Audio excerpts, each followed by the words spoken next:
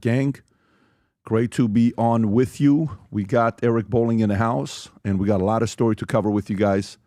And the interesting thing about Eric is, Eric, you sit on the board of Turning Point USA, and you have to announce the assassination attempt and the assassination when he died live while you were doing your show. Yep, it was live. I came on around 3:45. My show's 4 to 5 every day on Real America's Voice. Charlie's show is on in the morning, and so I take over after Charlie.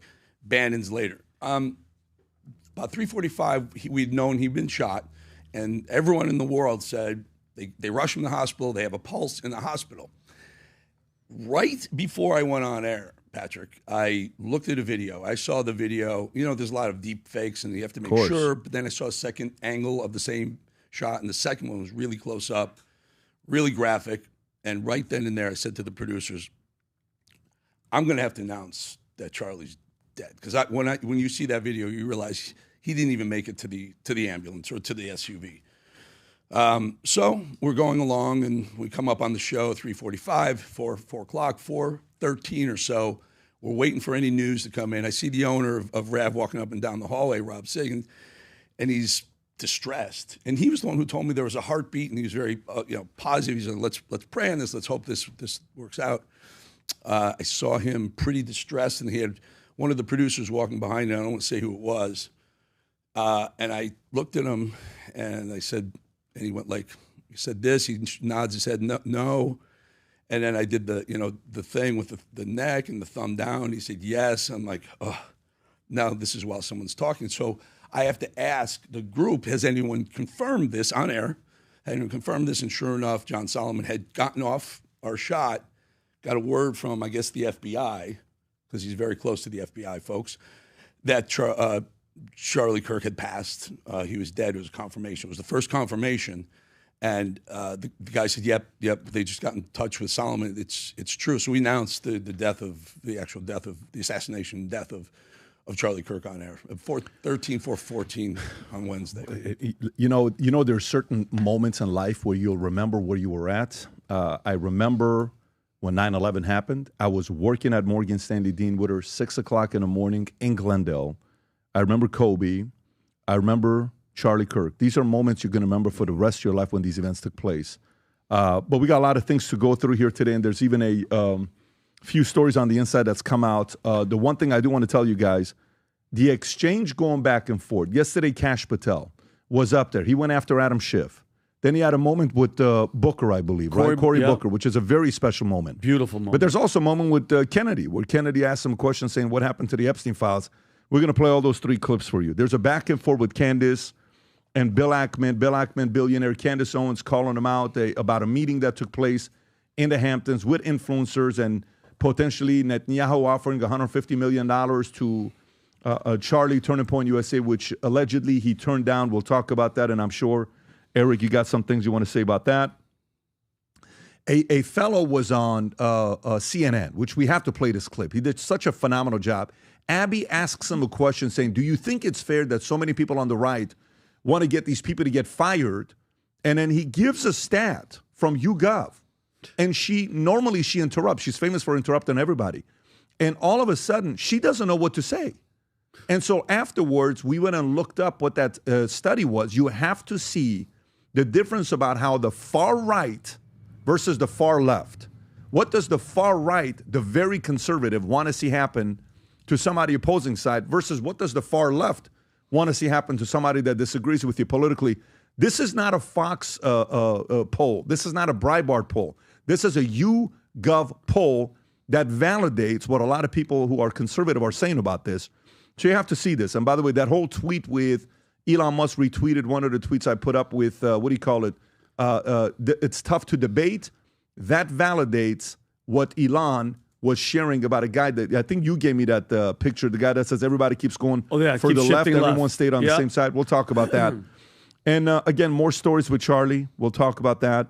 Illinois TV anchor resigns after suspension over an on-air Charlie Kirk tribute. Jamie Lee Curtis, who's probably not on the same page as Charlie. No. I even think you said... she has a kid. Trans kid was very emotional about what happened there. She has a soul, Pat. She has a soul. You got to respect that. 100%. A couple of things that happened. Charlie Kirk, Elon Musk posted something about Destiny, that Destiny needs to get arrested or something like that. And him and Hassan Piker, I want to get your thoughts on this as we get closer to it. Vinny, I know you got a lot of stuff to say about that, we'll have that up to go through. This is the Who Is Steve Bonnell, which I think that's Steve Bonnell is. I don't like saying the D word because I don't play that fantasy crap. His name is Steve or Steven, whatever the hell his name is. Got it. Okay. And then a few things with TikTok stories coming up. NYPD warns of further violence in the wake of Charlie Kirk, United Healthcare CEO killing. And if you guys didn't see the celebration with what happened with Luigi Mangione, how the guys were celebrating outside, we have to play that clip and react to it. Couple things with Russia and Ukraine. Trump ready to hit Moscow with major sanctions. Elon bought back $1 billion worth of Tesla shares. The stock went up, and Russia losing the Ukraine war.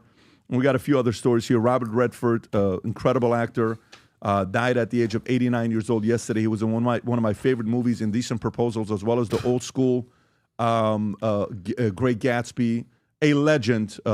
May he rest in peace. No longer with us. And we got a few other things I will go through as well. But one thing I do want to tell you guys that happened on Monday. On Monday, I told you guys, any USA merch you buy, 100% of the proceeds, not proceeds, not the profit, not the gross profits. Whatever you buy, 100% will go to Turning Point USA. And within 24 hours, we sold $100,000 worth. So we're announcing today that we're sending $100,000 to Turning Point USA. We sent it to them yesterday. It was wired over to them yesterday. It should hit again either yesterday or today, but we're continuing again today. So anybody who didn't participate, just so you know, that $100,000 went because of you. You guys chose to do this, so respect to all of you. But we're doing it again, and we even added a couple new shirts there just in the memory of Charlie. This is one that says Live Free with the American flag, and if you zoom in on the American flag, you'll see Future Looks Bright on it right there.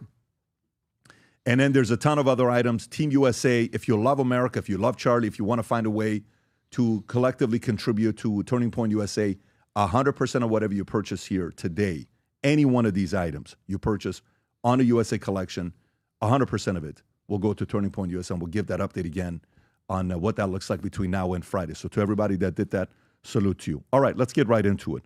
Rob, can you pull up the Dear Abby clip? You know which one I'm talking about. Abby from CNN. Sure. So Abby from CNN has this gentleman on. I want to get his name correctly. Who is he, by the way? Eric, do we know who? I know his face. I know his face. I don't know his name. Can we zoom in on the name, Rob? It's former Representative Joe Borelli. I know Joe Borelli. Yeah, in New York. So New York State Rep Joe Borelli, she's asking him if it's fair that the right is wanting to get people on the left to get canceled. And he brought some receipts. Go ahead, Rob. This is about punishing them being the left, them being his political opponents.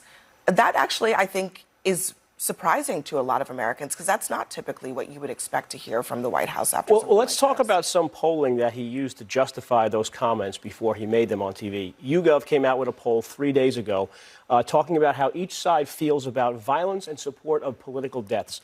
Liberals, 16%. Believe it's okay to feel joy when your political opponent is killed. Liberals, very liberals, 24%. Conservatives, 4%. Very conservatives, 3%.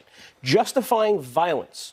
Very liberal people have 25% answered yes, it's okay. You justified that you should do violence against your political opponents. Liberals, 17%. Conservatives, 8%. And very conservatives, 3%. That means it is 6 to 1 times more likely in respondents to this poll on the left. Now, I'm not saying there's exclusivity on the left. I'm not saying that. But there is certainly a problem where 6 times the amount of Republicans believe that it's okay to feel joy when your political opponent is killed, murdered, whatever, attacked, and that 6 to 1 believe that they are okay in justifying violence against political opponents. That's a problem. That's a cancer within the movement. Okay, so that's that. Now let's go to the study that he's quoting. So if you want to go to the study that we have, if you can go all the way to the top so people can see, the other way around so people can see where it's at. It's YouGov, okay, that's doing the study. What Americans really think about political violence. So let's go through a couple of the polls, Rob, and then Eric, I'm going to come to you. Go a little bit lower, go a little bit lower, lower, lower, lower. All right, so what's this first one say? Most Americans say political violence is a very big problem or somewhat of a problem. And you'll see there, a very big problem, not a problem. Democrats, a very big problem, 58. Independents, 54. But Republicans, 67. A very big problem. On the ages, you see as you get older, it's a bigger problem. The younger, it's not really a problem. So let's go to the next question on what they looked up. No, keep going to the next one, Rob. Keep going to the next one. Go to the next one. Go to the next one. Keep going, keep going, keep going. All right, this one here. Most Americans say it's unacceptable to be happy about public figures' deaths, but younger and more liberals are likely to call it acceptable. So if you look at this question, do you generally consider it acceptable or unacceptable for a person to be happy about the death of a public figure they oppose? So if you look at the very liberal, America, U.S. adults, 8% says acceptable, okay? 77% say unacceptable. But look at the political ideology. Very liberal, 24% say it's acceptable. Liberal, 10%. Moderate, 7%. Conservative, 4%. Rob, can you click on the very conservative so people can see that number?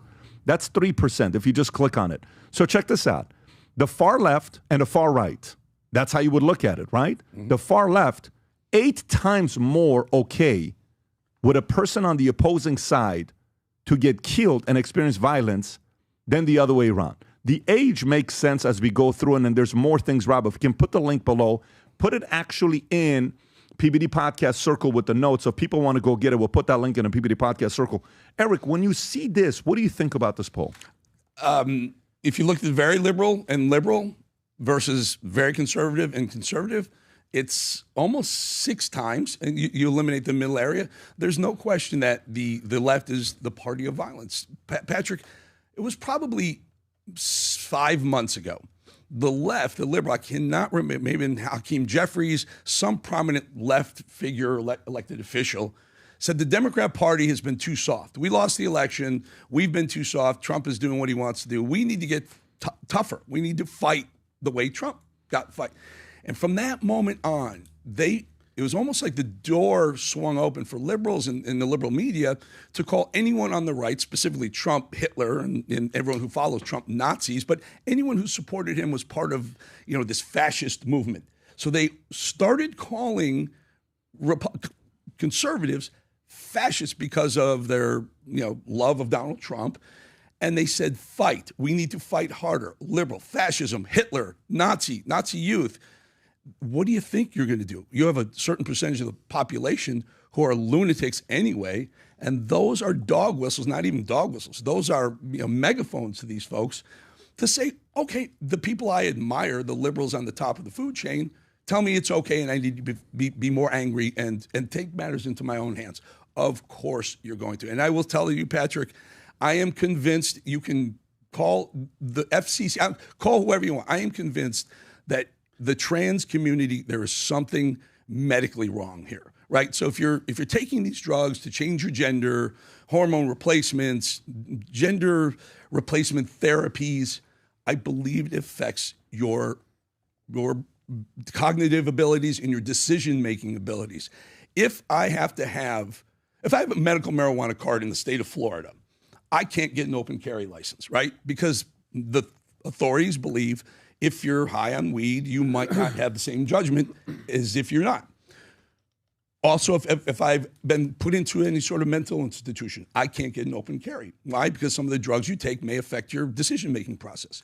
Why aren't gender dysphoria or gender more changing drugs, why aren't they scheduled the same way? Why should a trans person be able to get a gun when I couldn't? If I'm fully with you there. Yeah, I'm fully with Vinny. Where are you at with this? I agree 100%, and it's a by the way, Pat, beautiful clip because with all Adam, at this point we all know you're get late. in there. Just you're come sneaking and sit in like your a seat. 5-year-old. Everybody knows you're late. Come grab a seat. Everybody, Adam 15 minutes Sosnick. late. Go ahead. And what drives me crazy, because you make a great point with this whole trans thing, because it's there's no secret. This kid allegedly had a boyfriend. The boyfriend was a furry, trying to transition person. It's how many more times, how many more instances have to happen for us to wake up and actually call it for what it is? And it's a great thing, Pat, because the left is trying to make it seem like, if I had to assume, this transgender person was probably telling his boyfriend, hey, Charlie's the enemy. Charlie hates us. Charlie wants us dead. And there's a clip, Rob, that I sent. Did you see the exchange of Charlie speaking with the trans boy or girl, whatever the hell it was going on, Rob? I think I sent it to you earlier in the week. Yeah, I got it. Tell me this isn't compassion. Tell me this isn't love and Christianity and him trying to find out what's wrong with you. Can we play this clip, man? Go for it. Go ahead, Rob. What age should kids be able to get things like hormone therapy? Because I don't know what's true, what's not. Tell me, are you comfortable telling me your story? I've known that since like 3rd grade, and I'm currently 19, almost 20. I've known basically since then. I didn't start going by like a different name until 7th and 8th grade. I just don't know, like with the whole medical stuff, like what's true, what's not, what's helpful, because I've heard so many different opinions. First of all, thank you so much for that. Yeah, of course. So I'm going to have an opinion that very few people will ever tell you, which is I want you to be very cautious putting drugs into your system in the pursuit of changing your body. I instead encourage you to work on what's going on in your brain first. I think what you need first and foremost is just a diagnosis. Just someone that is going to listen to what you've gone through, listen to what else is going on. My prayer for you, and again, very few people will say this, I actually want to see you be comfortable in how you were born. Yeah. I know that you might not feel that way, but I think that is something that you can achieve. I think that very noble. The right team, and the right very people. noble love and positivity. Right. But the left that you were talking about, Eric, and I'm sick and tired. I'm sick and tired of them using examples like, well, you guys, and they brought up the one where Tim Walz, the guy that who was the guy that started shooting those 2 people in you know what I'm talking about? St. Louis. They were like St. Louis. They were like they were Trump. No, the guy was a Tim Walz appointee. He actually said Tim Walz. He might have been crazy. Hired me to go kill Amy Klobuchar. Can you verify if we're talking about the same thing? I said St. Louis. Shooter. This isn't St. Louis. It's a different one that you're talking about, maybe. Yeah. Well, but there was a shooting where Tim Walz. The Congress shooting. The Congress shooting. They went to 2 separate places, male and female. But it's just, when are we going to stop pretending? Number one, I think we're talking about Minnesota. I think it was Minnesota. Right here. Yeah, Let's do this. So I guess, Vinny, the part we were talking about is 3% far left, 20% far right. Far left is 24%, far right 3%, right? Yeah. Now, here's a question. Yesterday, I'm on, Mario Nafal has me on, and Mario Nafal does a phenomenal job on X himself. And he asked me a question. He says, what do you think should happen? We believe in free speech. He says, I'm in Dubai right now. We believe in free speech. Shouldn't these guys be able to say what they're saying? Like Hassan Piker, Rob, if you want to put up what Hassan Piker said. He's a streamer. He gets a lot of eyeballs. I believe he's related to Cenk. I think it's his nephew or something like that. And Hassan is also another one of those great communicators. Oh, yeah. But he also knows how to increase the temperature. And he is sitting there saying, I want to see the blood. I don't know if you saw that one. There's 2 clips. One is him, and that's the one right there, Rob. I think that's the one. That's 9 seconds. Play this clip here, Rob. Kill them. Kill those motherfuckers and murder those motherfuckers in the street. Let the streets soak in their fucking red capitalist bloods, dude. Kill them. Okay. So by the way, can you find out where he said that? That's on what stream, Robbie? Yeah, I just want to know what stream. Well, that's on Twitch, because down here it says twitch.tv/Hassan Abi. So perfect. So that's Twitch, right? So that means if it's still up and he's still active on Twitch, Twitch is okay with that, which, by the way, that's Twitch's policies. And then they have suspended him for saying stupid stuff, but then he comes right back on. Okay. So, and is that him on Twitch? Yeah. 3 million followers on Twitch. Okay. And then at the same time, Destiny, who is name is, what's his name? Steve Bonell or something like that? Stevie boy. Yeah, so Steve Bonell, story comes out. Who is Steve Bonell? Destiny facing backlash after he refused to condemn Charlie Kirk's assassination. And I think this is the one with Anna Kasparian. I think Anna Kasparian handled it like a pro, not only a pro, like a noble human being. Is that the one, Rob? So there's 2. The first one is this one right here, where Destiny says that Charlie Kirk would still be alive today if Donald Trump wasn't elected to a second term. Sure, go for it. I think that liberals need to wake up and finally realize that if they're not willing to do it, it will never come down. If you wanted Charlie Kirk to be alive, Donald Trump shouldn't have been president for the second term. every time he's in office, this happens. People joked about when Biden came in, it was so boring, nothing was going on. 7 out of 10 of the largest protests in American history have happened under Donald Trump. Okay, so that's that part. And the question becomes, why? I can be a billionaire. Let's just call me Jorge. I can be a billionaire and have a lot of money, and I can pay people to do protests to make it seem like there's a lot of chaos and blame it on the president. That's very easy to do. And then I can have a guy named Joseph who can become the leader and make it seem like everything is peaceful, but nobody around the world respects us and wars are happening all over the place. Which of the two would you rather prefer? Optics is it and manipulation works. What is the other clip? Right? Yeah. Do you have the one with Elon Musk, the tweet? Yes. And then the other clip that I also have is him refusing to denounce the killing of Charlie Kirk. Where is that a so tweet? This is the Elon Musk response to Destiny right here. Okay, so if you just saw Destiny endorse political violence today, be advised that this is not a one-time thing and it's not new. Okay, Elon Musk has let him say what he wants, but then also pay the price under the law. I don't think this jackass should be banned, but Amazon should stop paying him to incite murder. That's insane. Separately, incitement to murder and domestic terrorism is a felony crime. For that, he should go to prison. He can resume streaming when he has served his term. Vinny, thoughts on this? And Rob, can you go? Because yesterday, Destiny trying to play the freaking Steve, tried to play the victim, and he's like, Elon got me banned from Twitch. Somebody fact checked him. He was banned in March 2022. Can you find out? First of all, he's a liar, Pat. And in regard to his character as a human being, he's being sued right now for a girl that me and Adam know, excuse me, about putting a video up on her, and it spread the porn sites, but that's a whole different situation. But know who you're talking about, Rob. And this is it, Rob. He said, unreal. Elon Musk and other conservatives got me banned from Twitch. This is readers added context. That's from March 2022. Stop playing the victim, Steven. And then Rob, go to the clip, please, that I sent you. He posted a video. He recounted. This is an older clip, but he recounted a near murder plot against a rival gamer. I guess a rival gamer conducted a DDoS attack on him. Listen to what he says. Rob, keep going down. No, down the other way. It's the Destiny one. Up. Is that it? I don't see it. I'm sorry. It's a clip of him. I'm going to send it to Rob where he's literally calling for the murder. Then this is to answer your question. You could have all the free speech you want all day. The moment you say, go kill them, or you say, I'm going to go kill and I want to kill, that's the line in the sand, and that's where the law has to get involved. You could go say whatever you want, F Donald Trump, we're Nazis, whatever. The consequences legally, because we're not going to go there and kill you and shoot you like the left does, there has to be consequences. And while you guys are talking, I'm going to send it to Rob because I have it. Adam, your thoughts, because you've spent time with Destiny. Yeah, I know Destiny very well. He's very informed. He's well-spoken. He's not an idiot, but he is very cold and callous. You know, sometimes when you're going to make your name on the internet, on YouTube, you have to have almost no shame and honestly, like tune out the noise and not even care what people think. And sometimes that's a good sign. On the other hand, at some point, you become completely apathetic. You have zero emotion. You have no feelings anymore. You become cold. You become unremorseful.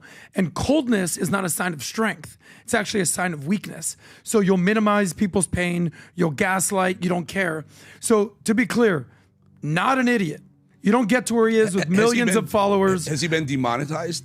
I don't know where he's at, but I know he's dealing with it. I don't. Here's what I've realized. How in the world can you get demonetized for saying, I think the election was stolen, get demonetized for something as innocuous as that, and yet call for the murder or call for violence against the opposite side and still continue to thrive on these social media platforms? The owners of those platforms have some explaining to do, is what you're saying, right? Clearly. Yeah. But here's what I've realized about the far, far, far left, and I wouldn't even put Destiny in the far left. We witnessed this when you were doing the Jubilee debate. Were those people stupid? Were they uninformed? Were they idiots? They were actually, well-spoken, smart, quick, but all their energy was just put in the wrong place. They spend years of their lives just trying to double down on anti-America, anti-capitalist tendencies. There was people there that were citing things we've never even heard of. And at the end of the day, you can just ask these people one question. Here's the biggest differentiator. Do you love America or do you hate America? And you'll find that the people that support Charlie Kirk Here's what I love wanna America. ask. Here's what I want to ask. I want to ask this. Okay, Rob, is this the clip where he says what he says about what should happen to Trump supporters? Yeah, promoted and encouraged political violence towards conservatives. Go ahead, play that. Crime statistics? Not exactly like. You need conservatives to be afraid of getting killed when they go to events so that they look to their leadership to turn down the temperature. That is the issue is right now, they don't feel like there's any fear. Like, I don't know. It's like memes. It's just memes to everybody, I guess. I don't know, bro. I don't know. I don't care. I'm playing video games. Okay, I'm done today. I don't give a fuck. He knows God, he it's messed up. gonna be so fucking gay if I get killed in the next moment fucking he 2 says months. that, He felt it. then he says, I don't know, I'm going to play video games. That's the definition of fascism right there. Intimidation, fear of death for what you say. That is literally the definition. And they want to call, hey, fascist catch was engraved on the bullet casing that killed Charlie Kirk. They want to call the right fascists. They're literally on the road to fascism, if not already there. Can I address the video game thing? Because the first time I had Destiny on my show, I said, like, what's your obsession with video games? Like, why are kids so obsessed with video games? He goes, you don't play video games? I go, not at all. I got out there and touch grass. I play in the real world. There is a common theme here, and I'm not generalizing. The far left will play video games and act tough. The people on the right actually have the guns and actually go to gym and actually are tough. But they don't overuse their authority, because if there were a fight, and I'm not encouraging this at all, what do you think would happen if the right and the left actually clashed with guns and fights and fists? It wouldn't be close. Nobody wants that. But let's not twist it. The people on the right have a lot more common sense and a lot more restraint and a lot more power, and they don't use it. I found it, pal. I'm gonna send it to him. But yeah, please keep. Look, while this is going on, okay, this isn't everybody, folks. Nope. I don't want to make it seem like Jamie Lee Curtis and Charlie Kirk are not on the same page. Okay, Jamie Lee Curtis, wasn't she in that one movie with Arnold? True Lies. True Lies, right? Here's Jamie Lee Curtis. Rob, we can't play the whole thing. Do you know which parts the? It's right off the bat Okay, where go she for it. starts to get emotional. Go ahead. Charlie Crist was killed 2 days ago. Everybody keeps saying Chris, but there's saying Yeah, Charlie. I'm sorry. Kirk. Charlie Crist was Kirk. I just call him Chris. governor I think of Florida. because of Christ, Yeah, because of his deep belief. I mean, I disagreed with him on almost every point I ever heard him say. Yeah. Really? But I believe he was a man of faith. And I hope in that moment when he died that he felt connected to his faith, even though I find his ideas were abhorrent to me. Yeah. I still believe he's a father and a husband and a man of faith. And I hope whatever connection to God means that he felt it. Yesterday was 9/11. You can pause it right there. And you notice right? that? You notice how she still has a soul. By the way, she's still here, but her soul knows that killing him is wrong. She says it. I didn't agree with 99%. Obviously, right. trans kid, all that. Yeah. But your heart, your soul. But I think it's important, Vinny, in times like this, to not only show the bad and the ugly, to inspire that you don't have to agree and can still give a message like that. There was a girl that works at Illinois TV anchor, okay? Resigns after suspension over an on-chair tribute that she gave. You saw this one, I'm sure. This lady's out there like giving a tribute to Charlie, and all of a sudden they're like, hey man, you can't do that. What do you mean I can't do that? Benny Ray Harmony, an anchor for WICS News Channel 20, an ABC affiliate in Springfield, resigned Monday after being suspended for this. Go ahead, Rob. Much for tuning into Marketplace today. So I want to talk about something for a minute, and it is heavy, so please bear with me. I want you to know that it's okay if you feel sadness. It's okay if you're grieving. 2 days ago, I lost a mentor, my first boss, the first person who made me believe in myself, that encouraged me to chase this dream that you're watching right now, Charlie Kirk.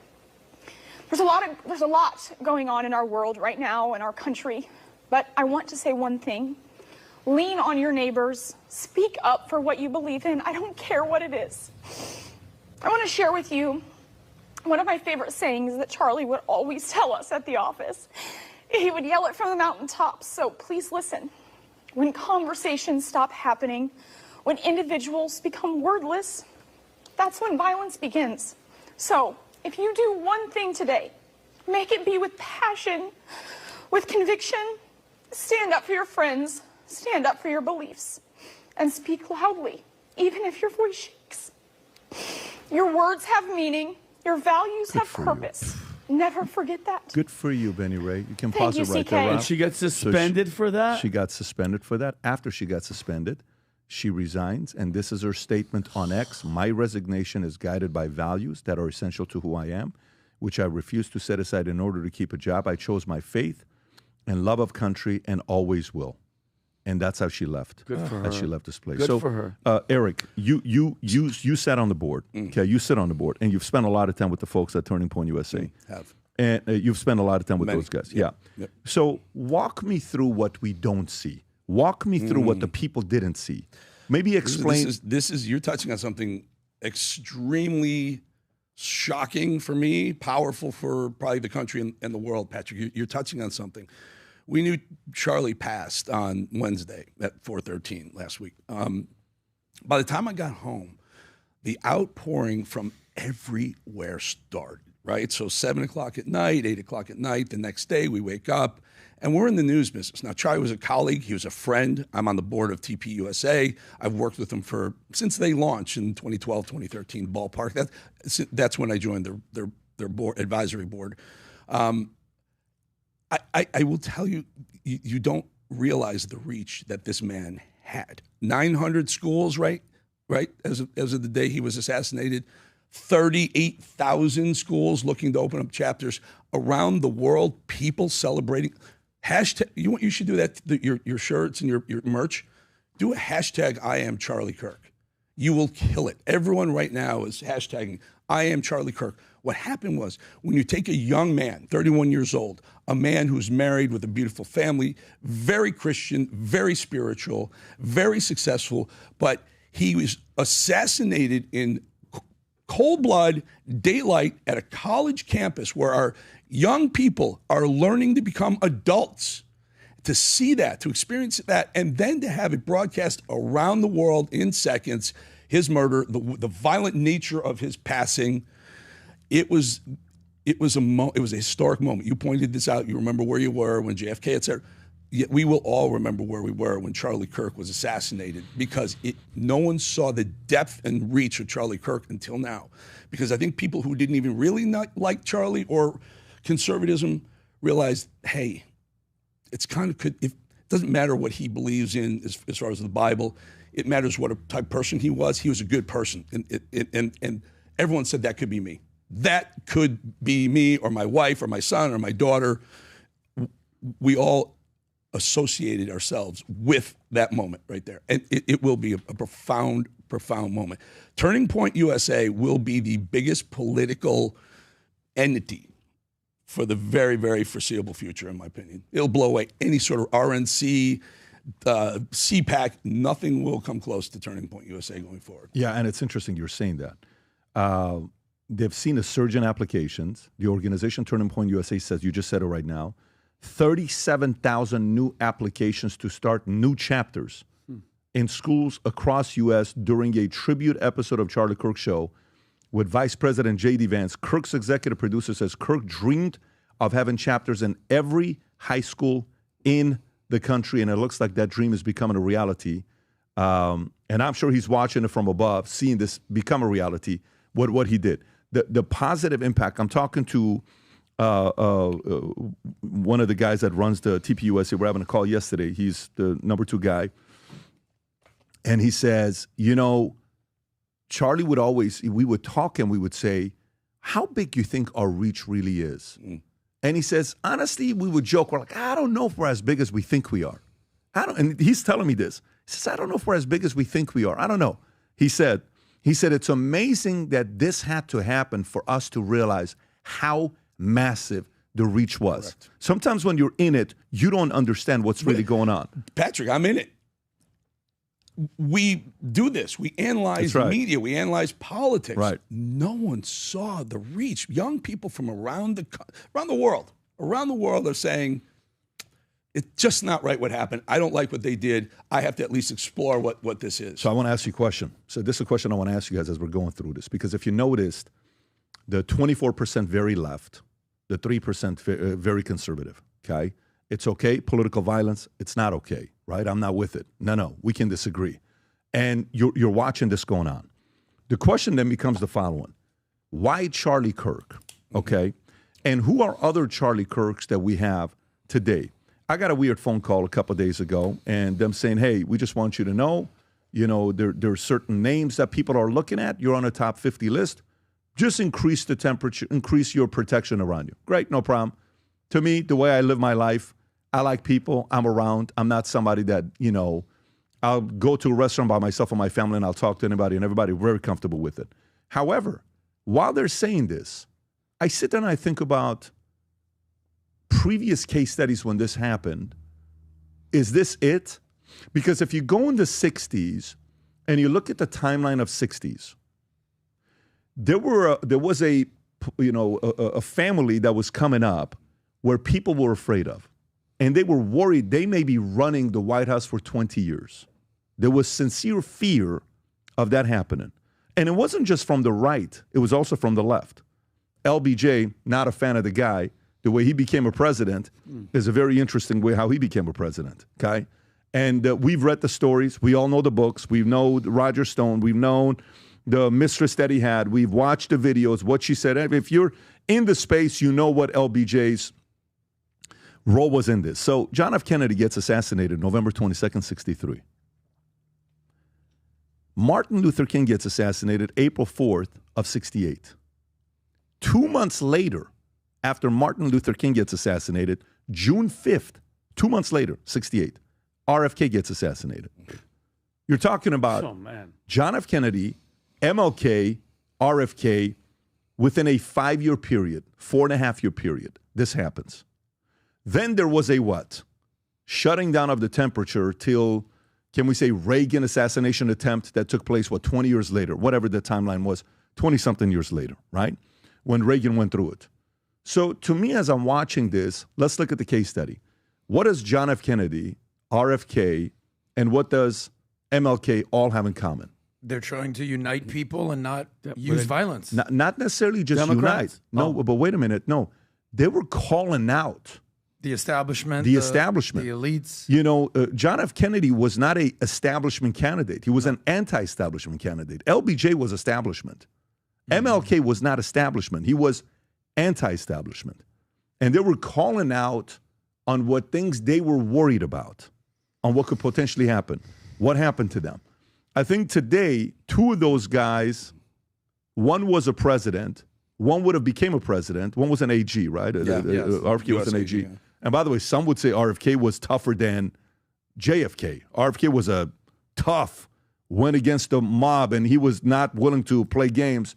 And then MLK was fearless, but he was more faith-based. He wasn't Malcolm X. He was more coming from a place of peace. You can even put Malcolm X on this list. Do you think we're living in an era where this is it? Or do you think the next couple of years they're going to see this as an opportunity to be worried that Trump may... I don't even think they're going to target Trump. I think it's who is next. They're worried. Democrats have the lowest in 35 years. They're losing day after day after day after day after day. This is not a good look where they're at right now. Do you think maybe they're sitting there worried about the next 5, 10, 15, 20 years saying, hey, we may be sitting here not doing it, but we're going to keep using these words so other young, Robinsons are going to get out there and do something about it. What do you think? Patrick, if I'm reading into what you're saying, I'm hearing you say Tyler Robinson was a lone wolf in this. He was just radicalized by the left. My concern is that there's more to it. I mean, Charlie is shot at that moment. Everyone goes down except for one guy jumps up. I did it. 65-year-old. Georgeson. 72, I believe. Is he 72? Older man gets arrested. Shooter gets away, right? Immediately, I'm like, that was very strange. Another kid jumps up in front of the camera, celebrating Charlie's death. I believe there's more to it than a shooter. I think they're being funded, they're being trained, they're being radicalized by a group, and we will find out. I had the sheriff of the county that Charlie was shot in on the show yesterday, and that guy that guy who he's in jail. He was a diversion so that the shooter could get away. Now he's saying he was in fact. So George Zinn. How did they hook up? Where there's going to be more. There's going to be. And by the way, with George Zinn, Vinny, if you want to give the update on what they found on George Zinn's computer. So and you make a great point, Eric, and I'm going to come back to that. But apparently, he got arrested for what was his actual arrest? Rob, he was I believe possession of child porn is what they now charged him with. No, but they arrested him because he was claiming to be the shooter at the moment. Yeah. So, and for anybody out there, guys. Oh yeah. So by the way, so they arrested him for obstruction of justice, but then they asked for a cell phone. He was being very hesitant. They took it, and what are the odds that the same guy that said he witnessed 9/11, the same guy that was in Utah and got arrested for terrorism, just so happens to be at one of the biggest assassinations in the history of this freaking country on a college campus, and he's yelling, "Shoot me! I did it! Shoot me!" As by the way, and people are like, "No, he was just trying to distract from the shooter." Okay, what? Just in the moment? And for anybody out there, but I know you know this, who are snipers or know how to shoot. When you're a sniper, you have a spotter. You have somebody looking at distances. You have people in the crowd. It's not just you by himself. So he admittedly false claimed, and the fact that he's doing this, guys. Somebody did the math. It's a 1 in 2 billion chance, 1 in 2 billion, Eric, that this guy was at September 11th, did the terrorism thing, and then he's here. So a normal person would say, wait a minute, hold on a second. This guy probably knew that this was going to happen. And where did it happen? You think he knew this was going to happen? Of course. I think that, and you know so where? You think he knew? You know where? You know where I think? And this is just my Vincent's assumption, allegedly. They were all on this Discord chat. I was going to say Discord. And if he's a child porn having on his phone, he's 100%. Probably in there, Pat, talking to furries or whatever the hell these freaking idiots are. Yeah. And they're probably like, hey, listen, we're going to go do it. Come with us. Let me ask you this other question that Rob brought up earlier. So the child porn thing, if you really want to kind of go out there, the first, Tucker, I think, said this a while back, that when they want to find a patsy or confuse or throw you off or whatever it is, they'll say, hey, he had child porn on his computer, right? And they can play it on there. And they can do that. I mean, 100%. Listen, if you see in movies, they throw cocaine in a guy's car like, you have cocaine. I don't have cocaine. Yeah, you do. Now you do. Now getting arrested. Yes. So these things are not things that just accidentally happen. This has happened in the past before. If it's true or not, this does not seem like a good guy with the past that he has. Yes. Now, as we're going through this, And we're talking about, by the way, let me go back to the question because I don't, Vinny, do you think the 60s, do you think this is, and again, I want to go to it. Yes. If this is something that a lot of people are involved. Yes. One, you know, this has got to be a pattern because if you're going to say, no, the guy just woke up one day, he was dating a transgender, and, you know, that's all it was. It's nothing more than that. He went and took him out. That's it. All right, girl, let's move on to our normal lives. But if you're saying, no, this was planned, intentional by somebody funding it, which, by the way, Rob, is it true that the president says he wants to investigate Soros for RICO? Please. Yes. For the news. Might. He's good at qualifying that. He said he might investigate Soros for RICO? Yeah. And he said that in a video. Is that a tweet or is that a video? I think he said it on tape. Fox I think someone News, asked him. Yeah. Right here.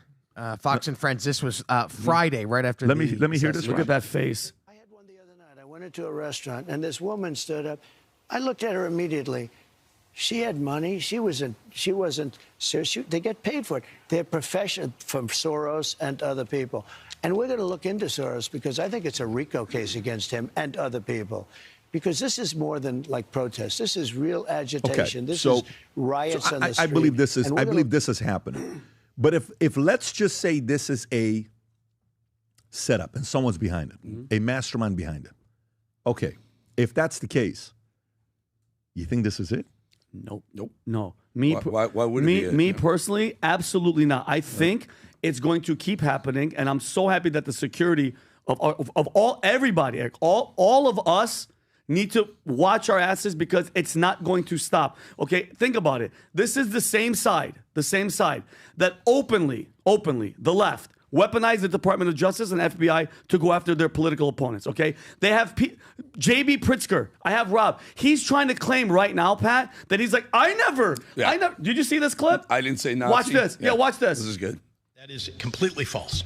I have never called Republicans Nazis. Everything that he has done has been tearing down constitutional democracy. And that's what happened in Nazi Germany. It doesn't take very long to tear apart a constitutional republic. Indeed, the Nazis did it in 53 days. And right here. Our democracy is almost as fragile.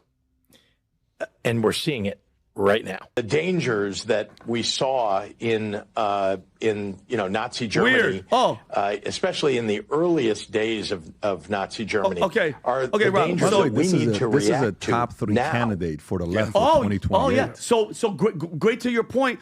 It's not going to stop. And then, mind you, they have the mainstream media keep pushing this narrative because that's what he's speaking on. You said the stat of how many colleges, because Charlie was what? Charlie was going to colleges because this woke mind virus, he was trying to act as like a vaccine to try to just talk like what's wrong with you to get into their brains. Yeah. How many percentage of professors in all these colleges are Democrat left-leaning? Best case is 8-1. Worst case is 15-1. 8-1. And the majority of them... 8 Democrats, 8 liberals to 1 conservative professor. And so when you have that monopoly and you have these people saying this and this is their vision... Why would it stop? Why would anybody slow down? Because, Pat, they think they're virtuous. They think, okay, well, this is a Nazi. Yeah. This is a fascist. If I kill him, I'm going to be the freaking savior of our movement. And that's what's happening in here, Pat. And it's not going to change. They're going to keep going. They're looking for windows of opportunity. This Tyler guy is just one instant. There's thousands and thousands, maybe millions of these freaking brainwashed psychos out there. Period. May I throw in here 100% right, Vin? Do you have the picture of the guy celebrating at literally the moment? So I have this young man who's on the front row, watched Charlie get assassinated, and he said something. I said, "Is there anything that was strange? You know, walk through the beforehand, during the event, right after the event." He said, "The only thing I saw that was all out of the ordinary was the minute the shot happened, people realized he was shot. Everyone got down. Yep. And there's a picture. This guy. Look at this guy. You're going to see here." Celebrating. Now Charlie's just been shot. He's just been shot. Now if you just give it a second, give it a beat here. Everyone's fearful for their life, right? You have an active shooter. Look at him. And he makes himself the biggest target right in the line from that shooter 200 yards away on the roof, right in front of Charlie. He is right in the middle. That is not human. That man is either violently ill or what do we know about him? Has he been interviewed? Yes, he's being interviewed right now. He's being interviewed. The other guy's in jail because we talked to the sheriff, but there's no way this kid pulls off a 200-yard shot. Yeah, okay, I get a trained sniper. It's not with a tough spotter. Shot. Yeah. With a spotter, though. Yep. And with a diversion to get away, and then this guy going like this. The moment Charlie shot, there's no question in my mind that this was not just Tyler Robinson. What is a spotter exactly? Spotter, Adam. So let's say Eric is setting up his shot. Spotters are with binoculars. They're looking, by the way, the sniper that I knew, Adam, they look at the ground to see where the heat wave of the wind, and it's so much. So you're saying if you're going to take someone out, there's usually at least another person involved? Especially in sniping. Yeah, and by the way, and then he's carrying a towel around it, which is brilliant because you don't want to bang the scope because the scope has to be zeroed in. You can't take off a scope and put it on and it shoots where you want it to shoot. By the way, a couple things here. So to go back to that, John F. Kennedy, when he was assassinated, he was 46. RFK was 42. MLK was 39. Mm-hmm. So notice a pattern there. What do you notice a pattern? A 7-year age difference. Okay? What's the thing with Charlie right now? 31. 31. So what do you notice with this? They're not worried about the 80-year-old. Right. They're addressing the future. Honestly, Pat, that is the reason Charlie's dead. Not because he had the reach he had. He had the reach with young people. That's right. It's the most valuable commodity in politics. So I think that part, as you're going through it, of course, everybody is going through, should I protect, should I not? But I do think there's a handful of names. I am not going to give names. I do think there's a handful of names that if the enemy wanted to do something, those handful of names are above everybody else. I won't give those names. They will be above everybody else as they're going through something like this. And by the way, at a guy yesterday, we interviewed a bunch of different people on the security side. And one guy yesterday, 18 Delta guy that we're talking to, I said, why don't they sweep the top if there's snipers there. You know what he said? He says, in 37, Rob, can you look this up? He kept using the word 37 states. In 37 states, it's illegal for you to go sweep the area, the perimeter for snipers. What? In 37 states. I said, what do you mean by that? He says, in 37 states, you're not allowed to do it. Folks, if you're in the military, if you're in the FBI, if you're working in this world, if you're Secret Service, Menekta send us a message, let us know. But he said in 37 states, you can't do it. He says, don't you think they would do it? Of course they would do it. We'd love to do it. He says, and then he says, in Virginia, they allow you to do this and this. And he started going through all these other states on how you can do it. But apparently in 37, they don't. Not even a drone. Yeah, like if I was Charlie's team, Yeah. have a drone, bro. You're sitting in the middle of a valley. Have a drone if you're not by the airport. At least surveil to make sure nobody's posting up. That right there is Are underestimating Pennsylvania or Utah on those 37 states? Those are where the shootings occurred. I don't know. And matter of fact, I'm gonna have while I'm live right now, I'm gonna text somebody to go a little bit deeper into this to ask the question about this. By the way, Rob, can you do me a favor? Can you put up that Anna Kasparian clip about Erica while she's talking to what do you call it, to Destiny about be a human being for once, right? Now watch this here. Go for it. You, Destiny, you have so much hatred in your heart, and at the same time, it's such a simple thing. If you're going to hateful. weaponize somebody's grief against the other party, well, then of course people have a right to fight back against it. I think that she has every right to grieve in whatever way she wants, but when that grief is going to be weaponized to do recruitment, political recruitment, and further radicalization of the other side, then of course you not only have the ability to mock it, I think you have the obligation to mock it. It's insane. Let me understand. Let me understand your argument. So since others are using her grief to politically recruit, you think that it's okay to mock her specifically? Since others are using her grief, sense? she's the one who gave a 17-minute speech on TV where she talked about good versus evil. She's the one showing up in Destiny, TPUSA ads to 1 or 2 days after. If someone assassinated my husband, I would not be able to have the level of composure she had during that speech. Yes. I would be out for blood. I understand why she's angry and why she said the things that she said. Okay, you need to understand what being a human is, what it's like to actually lose someone that you love, that you chose to spend your life with, that you chose to raise children with, a person who was violently and viciously assassinated like that. This is why I've moved away and when from something identifying as you got bullied online. It's so funny. It's so funny that you just said that you don't think about how other people act to define your behavior. Your entire political ideology now is somehow defined by the people that were mean to you on Twitter. No, if somebody it's cares not. about somebody who's No, grieving, I understood then you tell that what the person, flaws you on tell the that left person, happened to hey, me. So Keith Olbermann said something like this on Twitter, and I responded to Keith. I said, dude, did your parents hurt you? They had to have, Pat. Who hurt you? Who didn't believe in you? Who made you feel not good for you to have this level of hate in your body? This is not normal for somebody. If you go to replies, Rob, I'm trying to see what I told him because he said something. Go to replies. I don't reply a lot, so it should be easy to find. Keep going lower, lower, lower. Keith Olbermann said, keep going lower. You'll see it. There it is. Is that it? Yep. Okay. Go up to his tweet. So this is, I assume Kash Patel means Valhalla, New York, because otherwise I hate to break it to him, but neither he nor Kirk nor Trump are getting into heaven. Wow. Like, what? Like you understand? Like he's basically saying Charlie is in hell. That's what this guy is saying. And as mad as I want to get, guys, what? Let's take a step back. What makes someone like That's that? what I'm saying. Like, Who how? hurt you to say You're something right. this nasty? How? Like, what is it? The system? Is it your family? Is it like I would sue? You know, everybody's suing for defamation. If I was Rosie O'Donnell, if I was Keith Olbermann, if I was these psycho leftists, I would do a class action lawsuit and say, you guys, CNN, MSNBC, all of you guys that are spitting this poison, you've ruined our brains. You've ruined our brains. Because what human being thinks like this? Yeah, that's horrible. I mean, when you is see it that. any better that Jasmine Crockett, who could be one of the top contenders for president in 2028, says blames an assault? Charlie Kirk wouldn't be dead if it weren't for the assault weapons or assault rifles that Trump allows.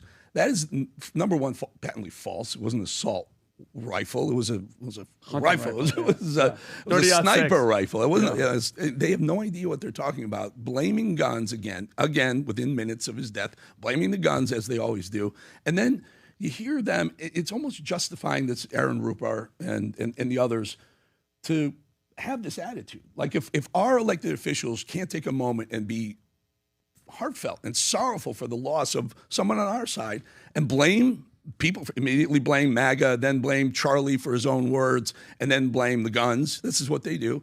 If they can't have that, then we'll never, ever, ever be able to come together. We are destined to be two separate countries going Can we go into the text exchange? Can we talk about the text exchange? And then I want to go into the Ackman and Candace. By the way, folks, again, remember, I want to remind you this. Anything you purchase on Team USA, 100% of whatever you purchase is going to Turning Point USA. So if you're watching a podcast, you love America, you love Charlie, you love what Turning Point USA is doing, anything you purchase on the Team USA products that's on there, 42, any one of them, 100% of the money that comes in is being sent to Turning Point USA. Go to vtmerch.com to place your order.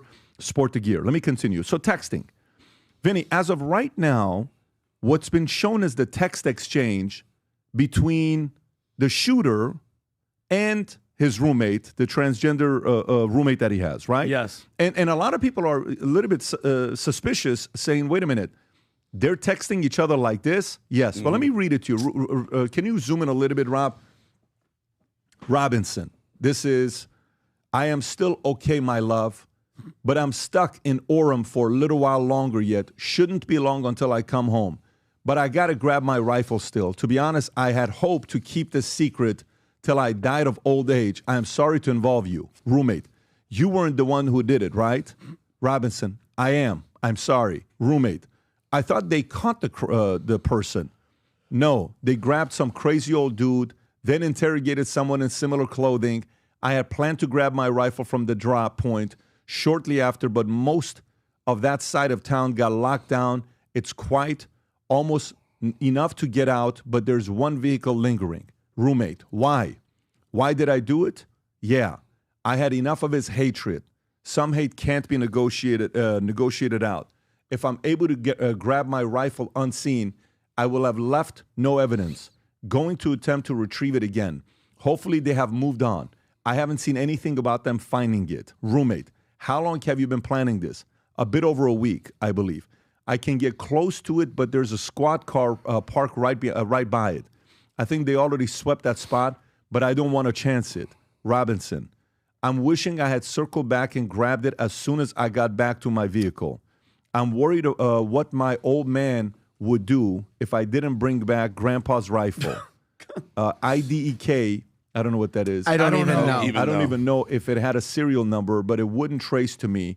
I worry about prints. I had to leave it in a bush where I change outfits. Didn't have the ability or time to bring it with. I might have to abandon it and hope they don't find prints. How the F will I explain losing it to my old man? Only thing I left was the rifle wrapped in a towel. Remember how I was engraving bullets? The effing messages are mostly a big meme. If I notice bulge you woo or on Fox News, I might have a stroke. All right, I'm going to have to leave it.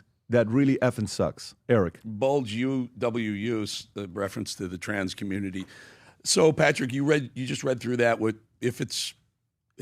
Here's my theory on this. This looks like an admission of motive, admission.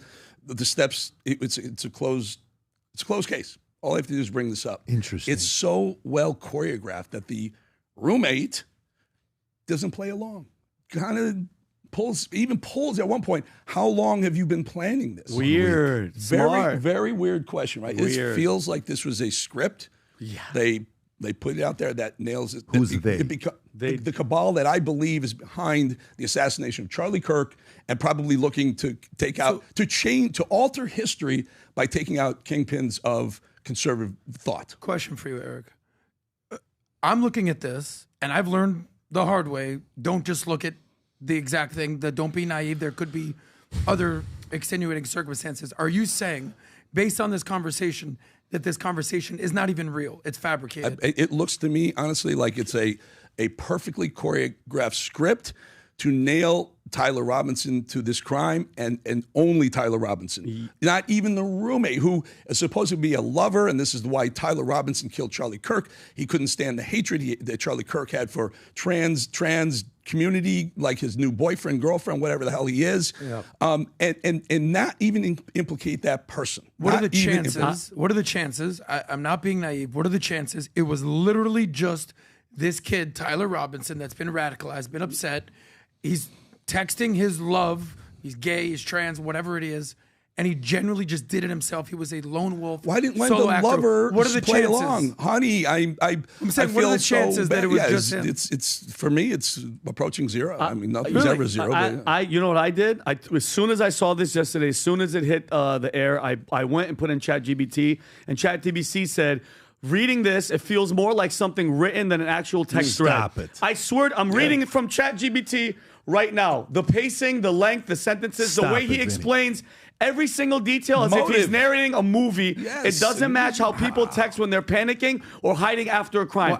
Real text, hold on, let me finish. Real texts are usually short, sloppy, with abbreviations, not long monologues that sound like a script. So my gut, ChatGPT's gut, it doesn't read like an authentic back and forth. It reads more like a crafted effect. So that's that. But are you ready for this? It makes, and I trust me, they know me. I never believe anybody, but it makes far more sense to think that these texts weren't fabricated by the FBI or somebody, but that the shooter and his boyfriend had a script, they staged it, and then they exchanged it. You know why? You nailed it, Eric. To give the freaking lover boyfriend cover and focus on Tyler. Just take the rap. Take the rap. Patrick, unbelievable. They added premeditation when the lover says, "How long have you been planning this?" Where did that come from? Is that a normal conversation between a guy who just blew away Charlie Kirk and his love? How long have you been?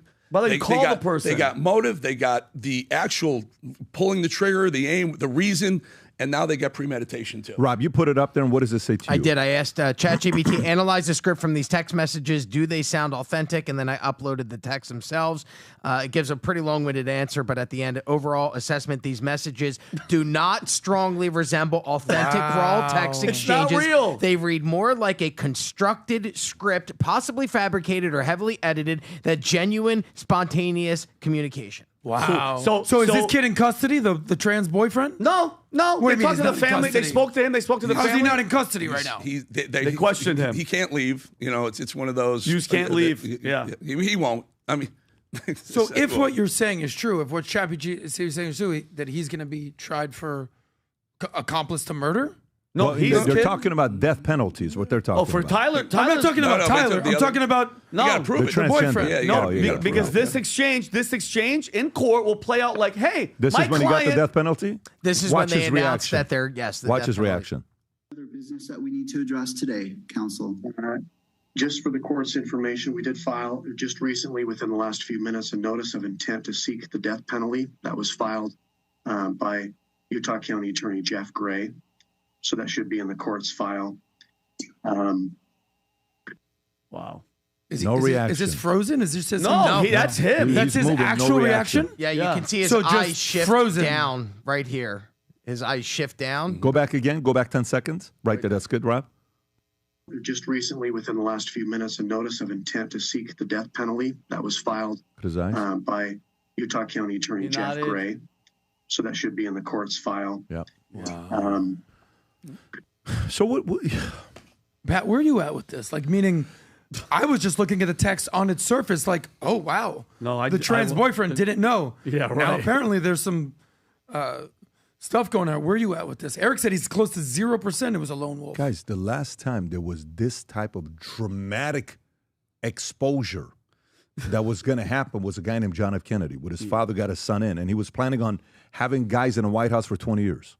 Joseph Kennedy had plans of this happening 40 years, 30 years before it happened. The day his first son was born, Joseph was supposed to be the first president.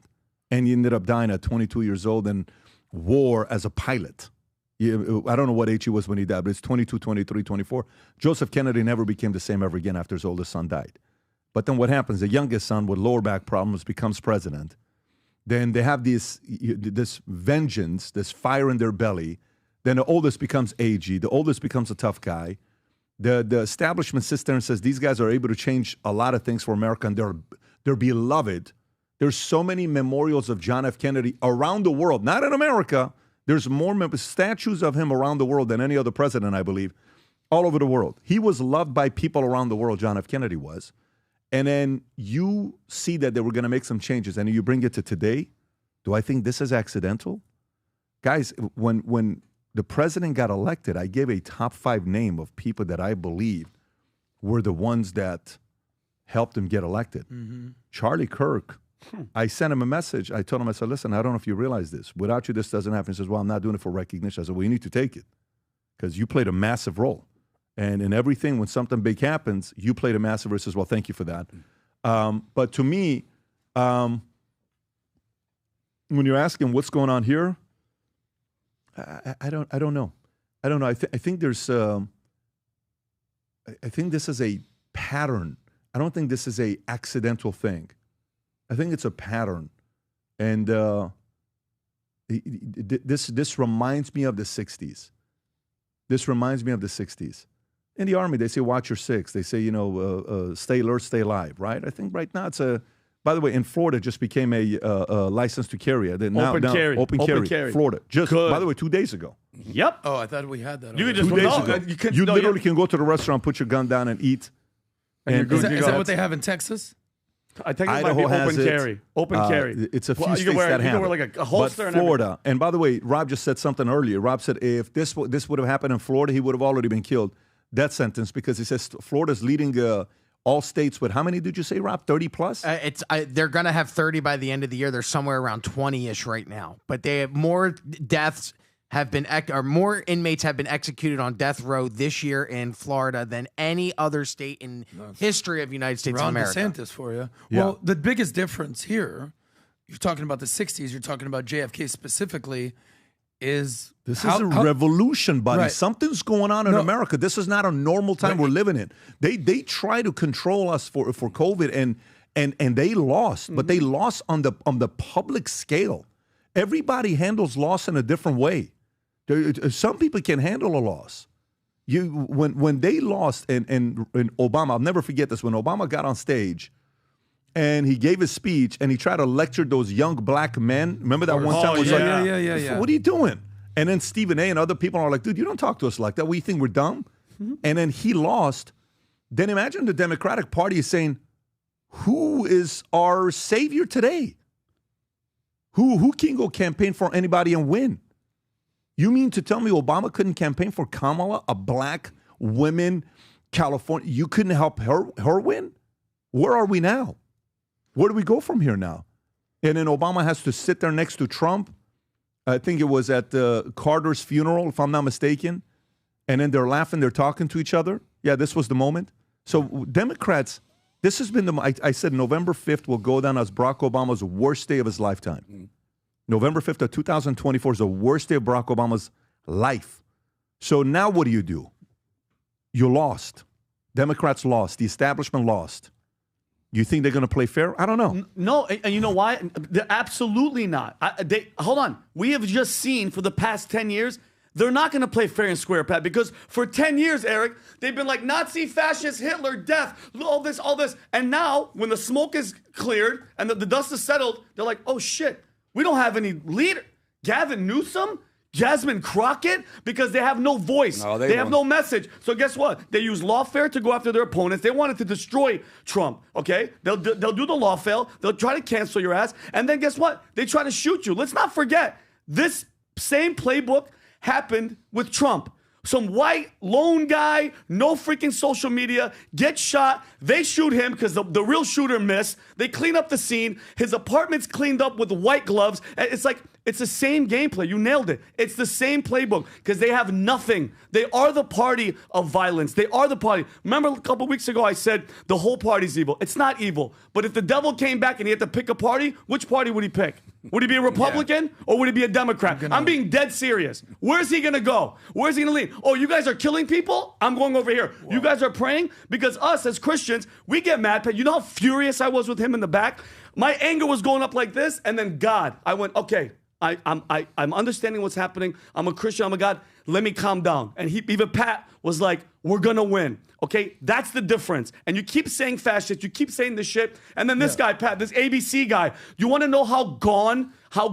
And when I say you're not supposed to like mainstream media, Eric, did you see this guy? Yeah. This guy, what's his name? Gutman? Yeah, Matt Gutman. Matt Gutman tried to take the situation, a freaking violent assassination, and he tried to make it a love story. You can't make this up. Rob, play this clip. Seen an alleged murder with such specific text messages about the alleged murder weapon, where it was hidden, how it was placed, what was on it, but also it was very touching in a way that I think many of us didn't expect. A very intimate portrait into this relationship between the suspect's roommate and the suspect himself, with him repeatedly calling his roommate, who is transitioning, calling him my love, and I want to protect you, my love. So it was this duality of someone who the attorney said not only jeopardized the life of Charlie Kirk and the crowd, but was doing it in front of children, which is one of the aggravating circumstances of this case. And on the other hand, he was, speaking so lovingly about his partner. So very interesting. You know what? Somebody should write he should write the Notebook, but call it The Assassin and make it a love story about murder and death. What a tone deaf. What the hell is wrong with mainstream? You don't dislike them enough. So I know him. I know Matt Gutman. Great. We used to be friends 20 years ago when, Adrian, he worked for CNN. They worked together. He's been with ABC. He's a real journalist. This guy's been in war zones. He's not some fly-by-night woke liberal. However, he's been in the mainstream media, ABC, that world, for 20 plus years. How do you think these mainstream journalists feel about Trump? Because at the end of the day, this comes down to Trump. Trump has broken so many people's minds. I watch The Daily Show. We've all heard of. Did you just say this guy's a fair guy? No, I didn't say that. I said he's a real journalist. And a real journalist would read that and say that's a love story? What real journalist? By the way, your friendship with him has nothing to do with my friendship with him. What real journalist repeats what he just said? If he would have let me get to my point. I'm not agreeing with him. I'm trying to give you some mindset to where he's at. I think it's disgusting what he said. What I'm saying is this. TDS, we've heard of TDS, Trump Derangement Syndrome. It also stands for The Daily Show. I don't know how often you guys watch The Daily Show. These people are broken. They're broken. They're equivocating what's going on with Trump getting shot, with Charlie Kirk getting shot, and their only defense is, but those people in Minnesota. Yeah. That's all they have. So I'm not running cover for this guy whatsoever. I'm letting you know, when you talk about drain the swamp, Trump's been trying to drain the swamp. What kind of swamp do you think the mindset of the media is? Eric knows this better than anybody. I do. Honestly, Adam, I'm with Patrick on it. You called him a legitimate journalist. I mean, you don't think he is? No, not Look anymore. At his career. So after this one comment, he's no tell longer. Me after that comment. Look at his accolades. Look at his career. After that comment, Adam, if you tell me he's completely unbiased about reporting what he sees, I'm going to tell you you're full of shit. I'm not saying he's unbiased. You said he's not a real journalist. He's a real journalist. Okay, don't take my words for it. Look at his career. I don't know. Not questioning. He has a storied career, but there's no chance when they go to him say, "What do you got? What kind of career does he have? What do you got?" He's a reporter in the field for 100 years. I agree. So when they go to him and say, Matt, what do you see? Would you think what he says right after that is completely unbiased? Knowing what you know, that he just called that he is biased. A love story between a murderer, that he's been assassin. in the news media for 20 years. What I'm saying is he can't help but being biased. I'm not defending him. You are. You gave him. You donned him a respectable journalist. Look at his damn credentials, Eric. What are you talking about? It makes him. Can we scroll down? It makes him a this long guy's been time in war journalist. zones. This guy's been all over the world. He's covered how many different stories? And is he covering them fairly? I don't know. That's my point. Well, That's a good journalist would, Adam. That's all I'm saying. Show me a good journalist, Eric. Show me one. Laura Logan. Okay, who's that? You don't know who Laura Logan is? No. Show me another good journalist. Okay. Why? I mean, they're out there. But anyways, show me names. But I'm not looking at one when I look at Matt Gutman, though. This is indicative of what a normal journalist would even think.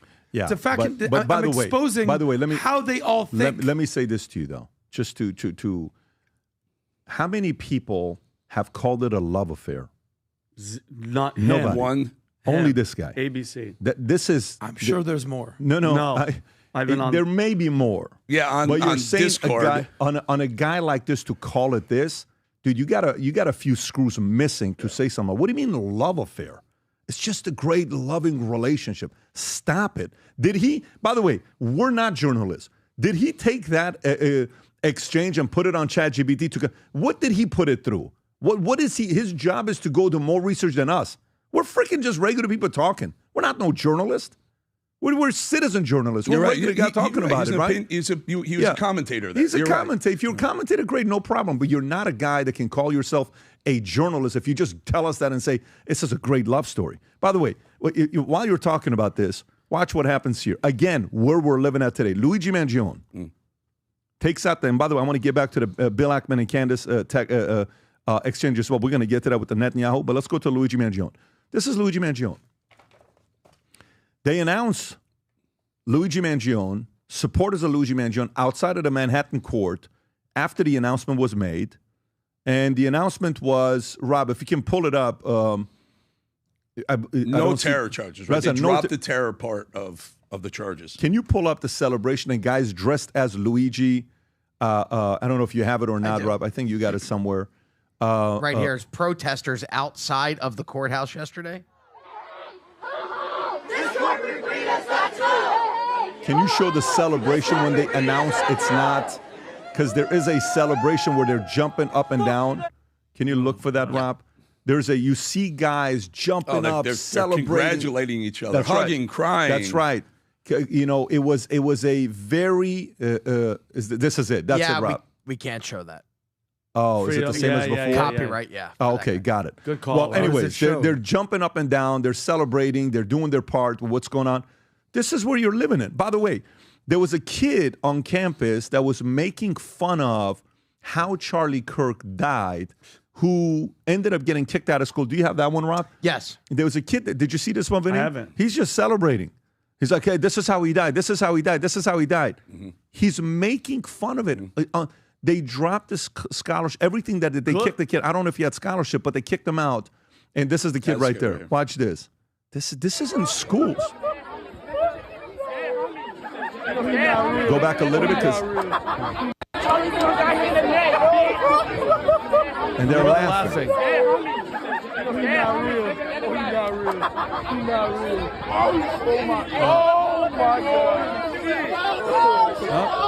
There goes. By the way, that's your resume. You're on camera. Yeah, there it Good is. job, buddy. Forever. Look. Forever. He'll be a Democrat congressman. Yeah. Look. Wow. There goes. This will never go away, you freaking moron. What a moron. What school?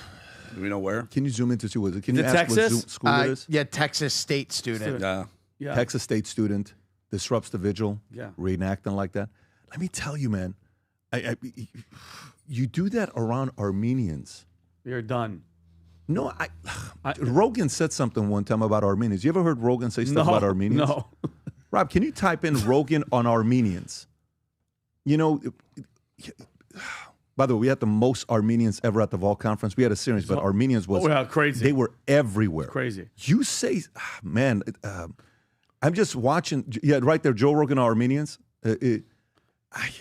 Why? What would an Armenian do? Dude, you can't do that in front of them. Middle Easterns and you tell me why. on. I don't let know. him explain it to you. Here's Joe Rogan. Go ahead. We can identify each other so easily by what we look like or where we're from. It's so easy. So many people are like so proud of being from a certain part of the world.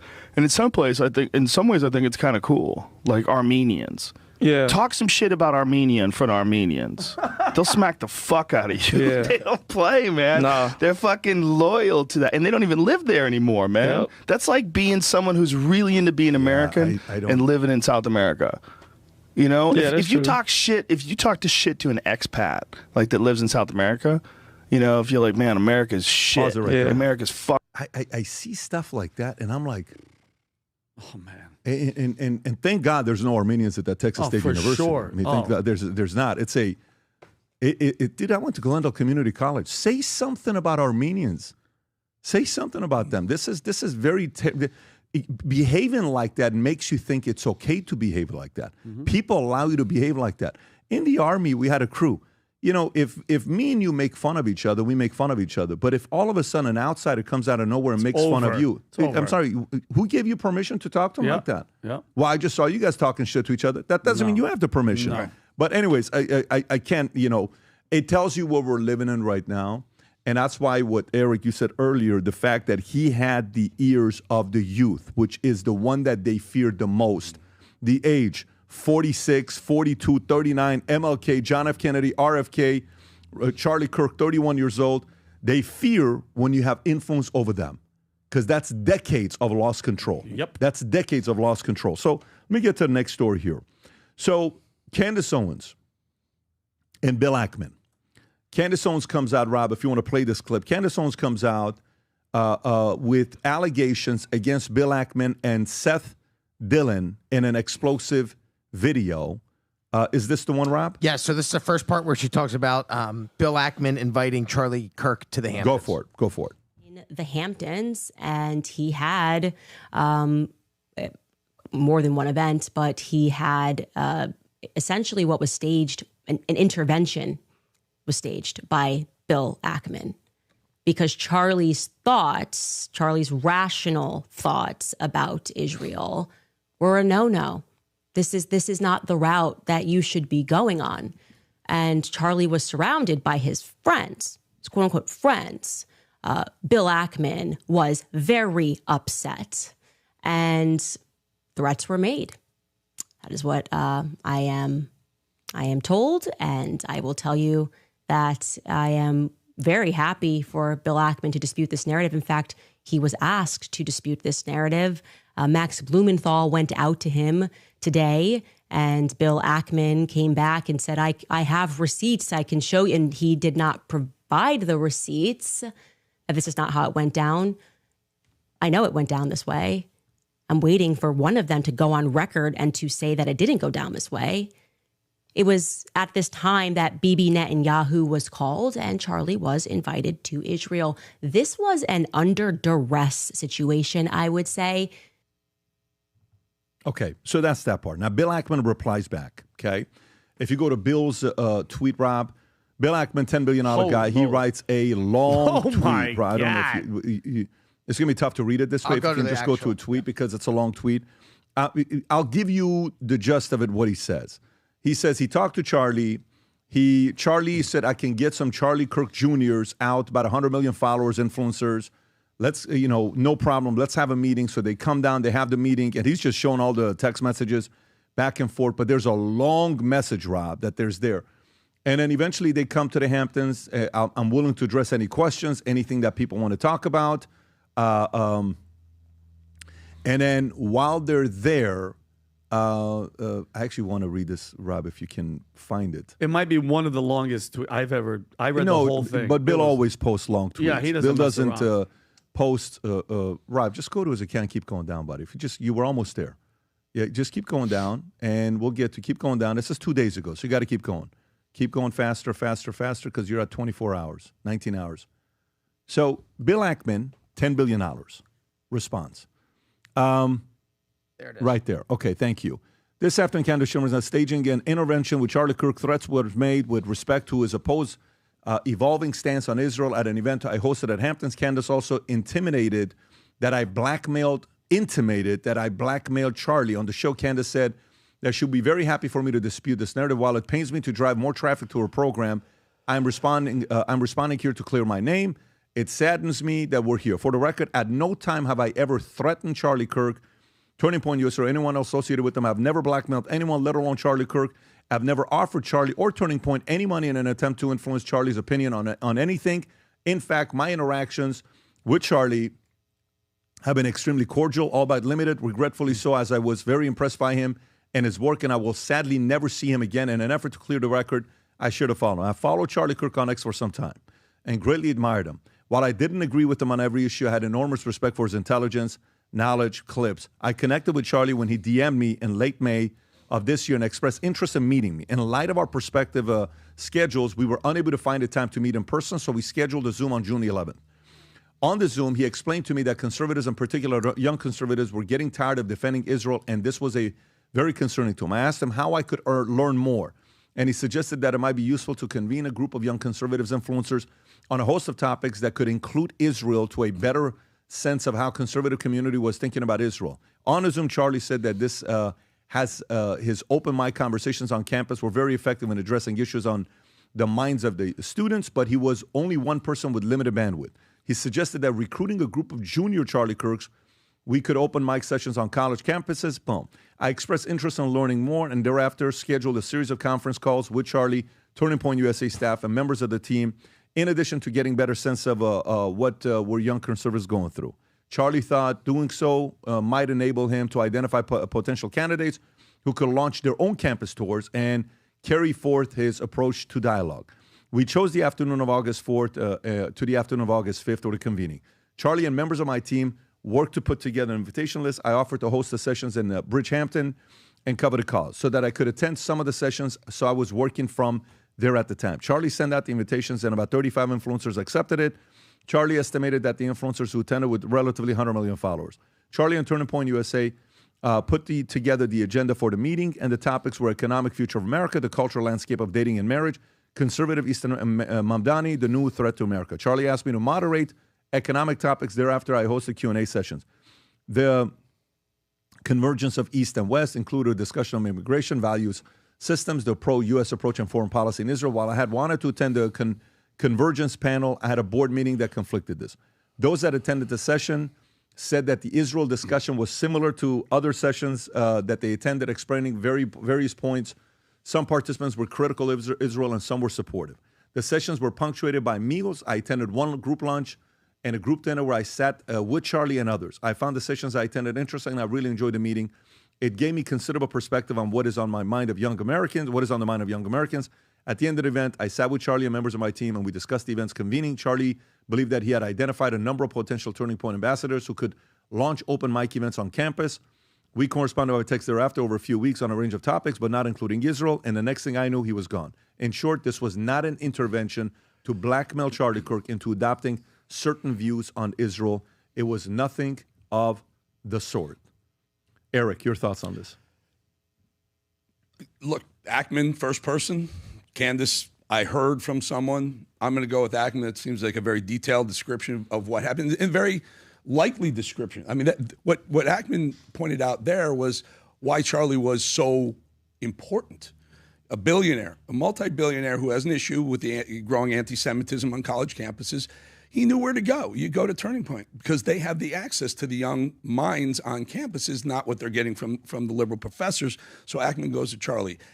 Ackman saw the benefit, the value in Turning Point and Charlie's reach. Everything that Ackman points out sounds like something that a wealthy person with an agenda would do when trying to access Charlie's reach. Let's have a meeting. Let's talk about how we do this.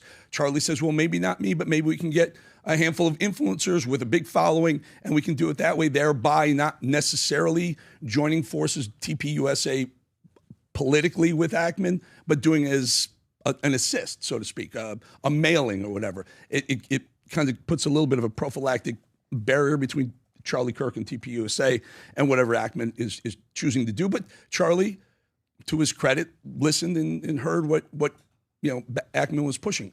I don't hear anything that's a threat. I've never heard of Ackman threatening Charlie Kirk before Candace came up with it. So I'm not really sure where it came from. We should probably hear the actual first-person response. Vinny, thoughts? Towards the end of Charlie's career, his life, God rest his soul, was he getting a little bit more critical on Bibi and the actions of what he was doing? Yes. Was he on Megyn Kelly and had he was pissed because he's like, people are calling me anti-Semite. I'm one of the biggest Israel support. He was not happy. Yes. Did this meeting happen in the Hamptons with Charlie and that? Yes. But what the people on our side that are saying Israel was behind it, please, and you guys all know I'm critical as hell of some of the actions that Israel does. Break it down to me what happened. So are they saying that Israel, this is where it gets freaking insane, Israel went to Tyler and had him shoot and kill Charlie, have the boyfriend, give me the scenario where Israel did it. Give me your opinion, lay it all out. Just give me some facts, because now it's getting to the point where it's like Israel. It's like you're losing the argument in that sense, because give it to me. Because can we just be honest? What the people that are saying that Israel pissed off, Bibi was mad and all that stuff. So how did they do it? Explain to me. How did they convince a 22-year-old white boy who's dating a freaking furry to go on a roof and shoot this guy? What? Because they're like, yeah, we'll take care of your family. Give me an explanation. Does anybody have? I'm being dead serious. I don't know how. What'd you do? Brainwash him to go? Yeah, I'll go kill this guy. I'm completely lost in that sense. Because if that's what you're saying, if you're saying, hey, he was really pissed at the end, Bibi and them were mad, so they had him killed. Show me the plan. Lay it out, because I'm all ears. Well, here's what Dave Smith had to say. I think, Adam, you send this clip in the group, Rob, if you want to play this clip on what Dave had to say. But I see him out there, and I've seen a bunch of other people doing this, but it's just like, if you want to go look through it, I mean, it's just crazy. But like, he had this post about how Israel did this. Israel just He's murdered talking about Charlie Ian Kirk. Carroll, I believe. And you know me, I don't know. Co-hosts Candace's show sometimes. Biggest fan of Israel, but I literally just replied and I went, "What evidence? Exactly. That Israel was involved Exactly. with this Show at it to all?" me. And I mean, man, if you want to be disturbed, like go look through the replies to that. It is unbelievable how people put together theory. You know, they're like, what evidence do you have? By the way, the answer is none. We have absolutely no evidence. There is absolutely no reason to even suspect that is the case, let alone to determine that it's a fact. And all the things people are posing, it's just like, guys, Jesus Christ, man, I'm sorry. I just don't go for sloppy, kooky theories. Like, if you got some evidence, bring it to me, and I'll be the first one to look into it. But then people going like, he was waking up to Israel. Like, dude, he said release the Epstein files, and he, he once on an interview said like, the pro-Israel people are getting a little too crazy when they're accusing even me of being anti-Israel, but that's about it. And like, to his credit, he defended like having me at the thing and having Tucker and Megan there and stuff. But like, you've just got no real theory here, and it just makes no sense at all. Like, telling me the government of Israel took out their number one guy who still had influence amongst young people. I don't know. It just doesn't make any sense to me at all. And by the way, while this is going on, Dave Smith sounds very reasonable on what he's saying, right? Again, reason versus emotion. But if you look at this one, this is AF Post. They said, according to multiple reports, Israel Prime Minister offered Charlie Kirk, Turning Point USA, $150 million in cash to adopt an even more pro-Israel stance. Kirk refused the money. If you go a little bit lower, look at the amount of views this thing got. 7.2 million views, 160,000 likes. Who's the And then AF there's another Post? post, Rob, if you can pull up the other one that says, right below it, that says, the journalist behind the report accusing Bibi of offering $150 million is Max Blumenthal, a man who used to work for the Iran-backed newspaper Al Akbar in Beirut and contributed to Al Jazeera. Why is it every time we track down a lie, we end up finding people connected to Qatar or Iran behind it? So this is why you're hearing both sides of the story. Adam, what do you want to say about the story? Well, look, when Dave Smith is calling you out for being anti-Israel, you probably have a problem, Candace, Ian Carroll, because that Dave, who we've known for a while, has made his name over the last year criticizing Israel. In fact, at Turning Point USA, when Charlie was hosting the debate between Dave Smith and the other gentleman, he asked him point blank, is Israel an ally of the United States? Dave Smith said no. So that's where Dave Smith is, who happens to be Jewish. But here's a couple different thoughts here. Candace is a shock jock, and she is such a good one, man. She is such a good one. So were Candace and Charlie friends? Yeah, they were. I challenge anybody, please help me out here. Show me one picture, one podcast, one evidence that they've even been in the same room in the last 2 years. The last thing I found, the last time they did anything was on October 3rd, 2023. Ironically, a couple days before October 7th. Show me any evidence that they've been in touch, they've been in dialogue, they've done anything together. I would love to see it. So they were friends. I don't think they are friends. I think that Candace is capitalizing on Charlie's death. I think she feels horrible. She doesn't feel good about this. But Candace is an opportunist. And if we know anything about Candace, over the last couple of years, has she been biased, non-biased towards Israel. In my mind, she's been blind with rage. So, there's people that you cut out of your life. Yeah, we're not, like, how many people that you used to drink with, you're like, dude, I can't hang out with you anymore. The majority of the people, because that's all we had. That's all we had in common was drinking. But you still had friends. Of course, I still have friends. We kept Adam, though. But I did. Yeah, thank go you. ahead. But you kept. Thank you for that, Pat. You still love them. You still care about them. 1,000%. You just don't hang out with them. We just at have all. nothing in common right now. Bingo. I'm That's a different Candace person. and Charlie. Well, that was early though, right? They have right. So they started 10 years TPUSA, ago, 5 years they ago. Were a team, they were they friends. Were a force. Show me evidence that they're still friends. Hold on, Eric. Hold on. If you want evidence, actual receipts, actual, not opinions, not I feel, actual receipts. Well, Bill Ackman brought receipts, but what about Andrew Colvett? Andrew Colvett, who we all know, is the executive producer of the Charlie Kirk Show. Look at his post on X. To sum that up, he basically said, yeah, Candace is lying. He basically said, Bill Ackman. When did he say that? Look at his tweets right now. They said Bill and Charlie were cordial. They're friendly. There was no conflict. Yeah. We were in the room the entire time. Did he say that? Yeah, straight up. Fact check me on this. So at some point, we're going to have to acknowledge something about Candace. Here we go. Here we go. Can you read this? I've been asked by Bill Ackman even more times. I'm surprised. I'm traveling with Charlie Kirk to find out what's the truth. But his team was with him 100% of the time when he wasn't in hotel room. Here's what they told me. Bill never yelled at Charlie, never pressed him on BB, never gave him a list of Charlie's offenses against Israel. There was concern raised about having Tucker at SAS. What is that? SAS. What is Student that? Action Student Summit. Action Summit. We It's don't like live the time. And Charlie's TPUSA, reply was, honestly, people telling me not to have Tucker makes me want to have Tucker, and I'm going to lock him in for AmFest 2. Charlie personally told me he had a very cordial relationship with Bill, and the event was productive.Ose are the facts. Okay. So that's subtly saying, Candace, you have no idea what you're talking about. Can we agree upon that? So at what point are we going to say, well, maybe Candace just is completely unbiased here? So there's justified criticism of Israel. Sure. There's biased or unbiased? Biased. You meant to say biased. You're saying she's biased towards Israel. Or against Israel. Oh, okay. Well, is that fair to say? You're being biased. Yes. Yeah. Okay. So there's justified criticism. There's unjustified criticism. There's lies and deception. And then there's just outright hate. I would ask you, what category is Candace in regarding Israel? I don't know if she outright hates Israel, outright hates Jews. I'm not there. But is her criticism completely justified? Is it completely unbiased?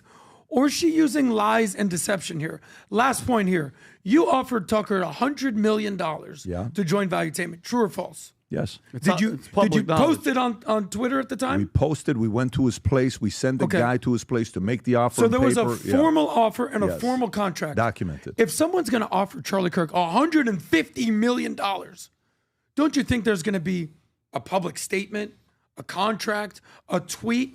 Is it just, yo, buddy, you want $150 million? Come on our team. To me, it's nonsensical unless you show receipts. Candace, to her credit, showed a lot of receipts with Macron's wife's penis, whatever that is. She did an entire documentary. In my opinion, she took a year out of her life, and I'm not joking, to find his penis. I don't know where that is right now. But at what point is Candace going to say, you know what? I actually don't have any receipts whatsoever. I'm just stoking the flame and making a name for myself with my former friend's death, because I see zero evidence that they're even still friends. And now you have the executive producer of Charlie Kirk's podcast, Andrew Colvett, basically saying, yeah, Candace is not telling the truth. Point blank. Eric, you were going to say something. Well, I was just going to say, I was going to agree with you, Adam, that early on, 2011, 2012, 2013, they were tight. They grew TPUSA like crazy. I was shocked to see her leave until being part of TPUSA, her theories got just a little bit too down the rabbit holes. It was too extreme for their taste. And Charlie, to his credit, kept a cordial friendship with her for years, but it hasn't been a communication pipeline back and forth between the two for many years. That's why I don't know why we give Candace Owens' assessment any weight at all. Because all she's doing we're reasonable. There's a lot of people. But, I think but she did a people tweet. are. There's 10 million people, 10 million views who trust Candace. At what point are we going to say Candace gives opinions? Is the FBI? Is the CIA? Is anyone in the intelligence saying we have credible evidence to find that Israel is at play here? Zero. This is Candace spouting on the internet. Right. And at one point, are people going to be like, we just can't trust what she's saying?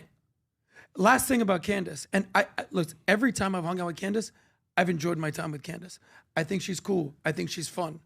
I think she's gone down a deep, dark rabbit hole the last couple of years. That's my opinion. Her entire career, you can almost assess that it's Jews or very pro-Israel people that have put her on. And she slapped them all in the face. Dennis Prager, Dave Rubin, Charlie Kirk to an extent, Ben Shapiro on Daily Wire. They all gave her a platform. And then she just spits in all their face. And now none of them want anything to do with them. It's very reminiscent in a weird way of the U.S.-China relation. Who opened up the China's role in the world, in the World Trade Organization? Wasn't it Richard Nixon? Didn't Bill Clinton open up a trade organization with China? And now China is our biggest competitor? And they basically spew anti-American rhetoric and try to tear down American hegemony around the world? At some point, you would say this. We've said this in the podcast. Have a little respect for what America's done for you. But now China has no respect for America. They want to tear down America. That is very symbolic of what Candace is doing to Israel and the Jewish community. Vinny. I mean, I'm happy that you said it. And I think we said this once before. She doesn't hate Jewish people. She clearly doesn't like Bibi Netanyahu and what Israel does government-wise. I wouldn't ever put a blanket over it. But you guys know me. But in this situation, we have the guy. We have the suspect. We have his boyfriend. We have text messages. We have a video jumping off the roof. There's evidence. There's DNA. There's everything. So is the FBI lying to us? Like there has to be a line. And I thank you for the podcast because my brain was going here. But you have to be able to come here and go, okay, this is happening here. This is how my feelings are right here. They have the guy. So unless people are saying, because let's strip it all down. If Israel's behind it, how did they do it? Show me. Please give me the proof and I'll go, oh my God. No, you don't, Vinny. No, I want proof. You're being way too logical. No. You don't need proof. No, I have to have proof. Just speculate on the internet. No. And throw out a bomb. No, because, like for instance, the 150 million, I want to see. Show me. But the point is, there's none. Well, that's why I have a hard time. That's why I have a hard time. At some point, her credibility, is going to go down the tubes because she needs to bring receipts. Bill Ackman brought receipts. How long was that tweet? It's still going. I think he was there in the room. Reading it. Andrew Colbert was there in the room. You're on the board of Turning Point? Yeah. Okay. When's the last time you saw Candace Owens? In person? Yeah. 2015, Oh, 2016. Wow. Okay. Yeah. No, When's the last time she was at a Turning Point event? Not in many years. Okay. But so let's without even being biased. Is Candace even involved in Charlie Kirk's life at all? No question, proof that Candace Owens has nothing to do. She would be in a perfect world if they didn't have this. What I already know was a very quiet breakup where she got too rabbit hole for him. She would be the logical heir to the TPUSA throne, but she's not. And now she's not even invited. Correct. So this is so their divide is. Wait a minute, not invited meaning she's not even there. Yeah, she's not there. One of the names. You don't think she'll be at the funeral? No. That's not the funeral. The heir to TPUSA throne. She doesn't speak at the events anymore. Erica. That's a reason Erica for Kirk. that. What is Erica Kirk's relationship with Candace at this point? Is there a relationship? I don't think so. Why do you not think so? Because I live in this world. Okay. I live in this. This world. Tell us. I don't see them together. I think Candace has created a lane for herself. Yeah. It's her own lane. She wants to go after Macron's husband or wife or whatever you want to call him. She wants. I agree that I think it's cheap that she is sparking this up like she knows something something happened between Ackman and Charlie. For what reason? Here's what I would say. To me, money. To me, I think when I look at talent, I look at reason, then I look at if it's improving the situation in America or making it worse. Talent. You have dinner with Candace, you're with her, capable, great communicator. You put the camera on, she shines. Camera's on, she shines very well. And we've had her on with us at the Derby. We've spent time with her. She's been to our house multiple times. We've had dinner. Super capable person that we've had these conversations together with. Spent time with her husband, smart guy, good guy. They have a very good story together. You go to the other side on positions taking, okay? When you take the positions that you've taken on what you're saying. All right. Is it for business purposes? It's obviously working. Her live stream was massive yesterday, bigger than anybody else's that took place. We had a live stream that we did on election night. We hit 282, 283. I don't know what the number was. Google told us it was the biggest Over a million, I thought. Concurrent. She hit 266 yesterday by herself. Listen, the numbers are the numbers. But it doesn't mean it's the right message. Hit 'em Up, a rap song blew up. Does it mean it's a good song for everybody? Who listened to it? I'm trying to really see if you want to get eyeballs, go write a song called F the Police. Oh my God, look at the song. Look how great it did. Okay, yeah. Are you solving for eyeballs? Or are you solving to be a sinner just to bring America together at a time like this? I don't know. And by the way, I'd love to see the profile of people that are watching all of it. I don't know. I don't know what's going on. I do know she was, she has you don't need to read between the lines to see how many times she takes shots at Ben Shapiro. I get it. I see it. Okay, you guys had a falling out at where you were at. And then it brings me to the last thing, which is by far the most important thing. You know what the most important thing to me is? It's the following. How does Erica feel about it? I don't know. By the way, if Candace and Erica are speaking every day and she's saying, oh, thank you so much, Candace, for doing it. Please keep talking about it. Then awesome. I'm with it. Keep doing it. But if Erica is sitting there saying, dude, can you just stop for 1 week and make this about my husband's funeral that's coming up this Sunday? Just take a 1 week break. If Erica is supportive of everything Candace is doing, guess what? Awesome. Mm-hmm. Respect. And I don't know that. Maybe Erica and Candace are best of friends. By the way, full what's the word? Full disclosure. Full disclosure. I've never had a text phone call with Erica before. Only time I've said hi to Erica is when Charlie was there. And we've never spoken. So I've never had a conversation with her. She's always been very respectful, very sweet, and obviously her number one priority is God and her husband every single time. So if Candace and Erica are speaking, and Candace is saying, Erica's saying, Candace, thank you so much for defending my husband. Thank you so much for doing this. You're so amazing. Candace, double down. But I don't know. If this was me and you're jumping on the numbers and all this stuff while this is taking place, and my wife is like, Vinny, can you not make this about you? Mm-hmm. Adam, can you stop? Can I have this moment with my husband? Can we not already start with all this stuff? Can we? Can we just pump the brakes a little bit? This is too much. You're not making my life any better right now. I'm trying to put an event together with 65,000 people in a place, and everybody who's coming in, their biggest fear is what? How is this place protected? Mm-hmm. How? Trump's going to be there. J.D. Vance is going to be there. Junior's going to be speaking. Tucker's going to be speaking. Miller's going to be speaking. Hexet's going to be speaking. RFK's going to be speaking. Tulsi's going to be speaking. His wife's going to be speaking. She's trying to overcome that while trying to continue getting the organization going and all the rumors. Who's going to run it? Who's going to replace Charlie? Who's going to do this? Do you know how much pressure is on her and her team? So to me, take all the talent and the relationship out. What it comes down to is, Candace, if this is improving the current emotional state Erica's at, keep at it. If it's not, take a few days off and start next Tuesday or Monday. Just let it be about Charlie. Let's not put it on anybody else right now that they're increasing the temperature. And I understand, the one thing with Candace is going to do what Candace is going to do. That's true. She's not one that's going to be, it's Candace. Candace is going to do what Candace is going to do, and that's the double-edged sword. But that is the way I process this issue here. I process it purely from the lens of Erica and the family. Simple. That's how I process this. Eric, I think you wanted to say something. Well, a couple of thoughts in there.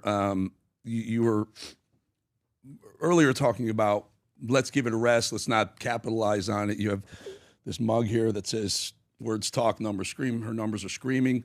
It's probably overruling her better judgment to wait a little while. There's a great movie, a Denzel Washington movie, Spike Lee movie out right now. It's on streaming on, I think, Apple TV. It's called Highest to Lowest. And one of the subplots is A$AP Rocky is a rapper, a young rapper, and he gets caught doing some really bad stuff. And the final scene is Denzel Washington, who finally gets him to, he catches him doing bad stuff. And his point was this rapper is like, I'm going to let you, Denzel Washington, sign me. Denzel Washington's a music executive. Let you sign me. And Denzel Washington, he's in jail. Why am I going to do this? You're going to be huge because you're going to sign the biggest rapper in the history. Yeah, but you're going to be gone for 25 years. Yeah, but you know how big I'm going to be from prison? That's the mentality. The mentality right now is let's get clicks, let's get followers, let's get social media, digital footprints, bigger reach. I don't matter. And it's kind of a metaphor for what's going on with people. I will also note that you said this, Trump's going to talk, JD, et cetera, Junior.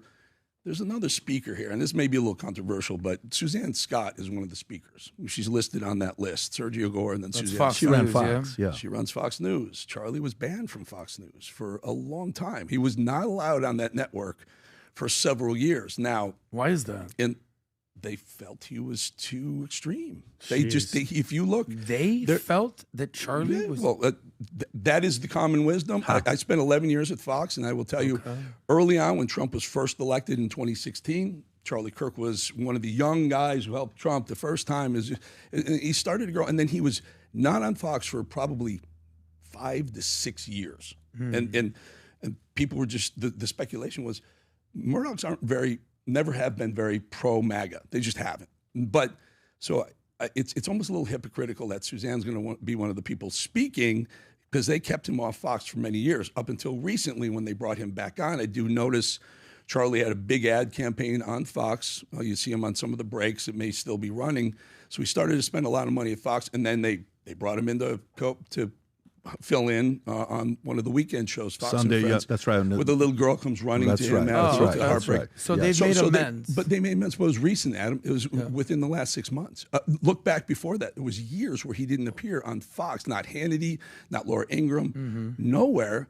I just find all of a sudden he's welcome. And wall-to-wall coverage for the past week on Fox of Charlie. And it's like, you got to do it, I guess. But here's another example of not staying true to what you have been. They didn't even acknowledge that either. Let me affirm what I think Pat was saying is that Erica, nobody, you always say, who's the last person in your ear? Who's the last person you speak to? Well, if you're married, it's usually your wife. Nobody knows you more than your wife or your spouse, your significant other. That's what I think you're saying with Erica, respectfully. So yes, what we also know is that we have something that you talk about being a part of the inner circle.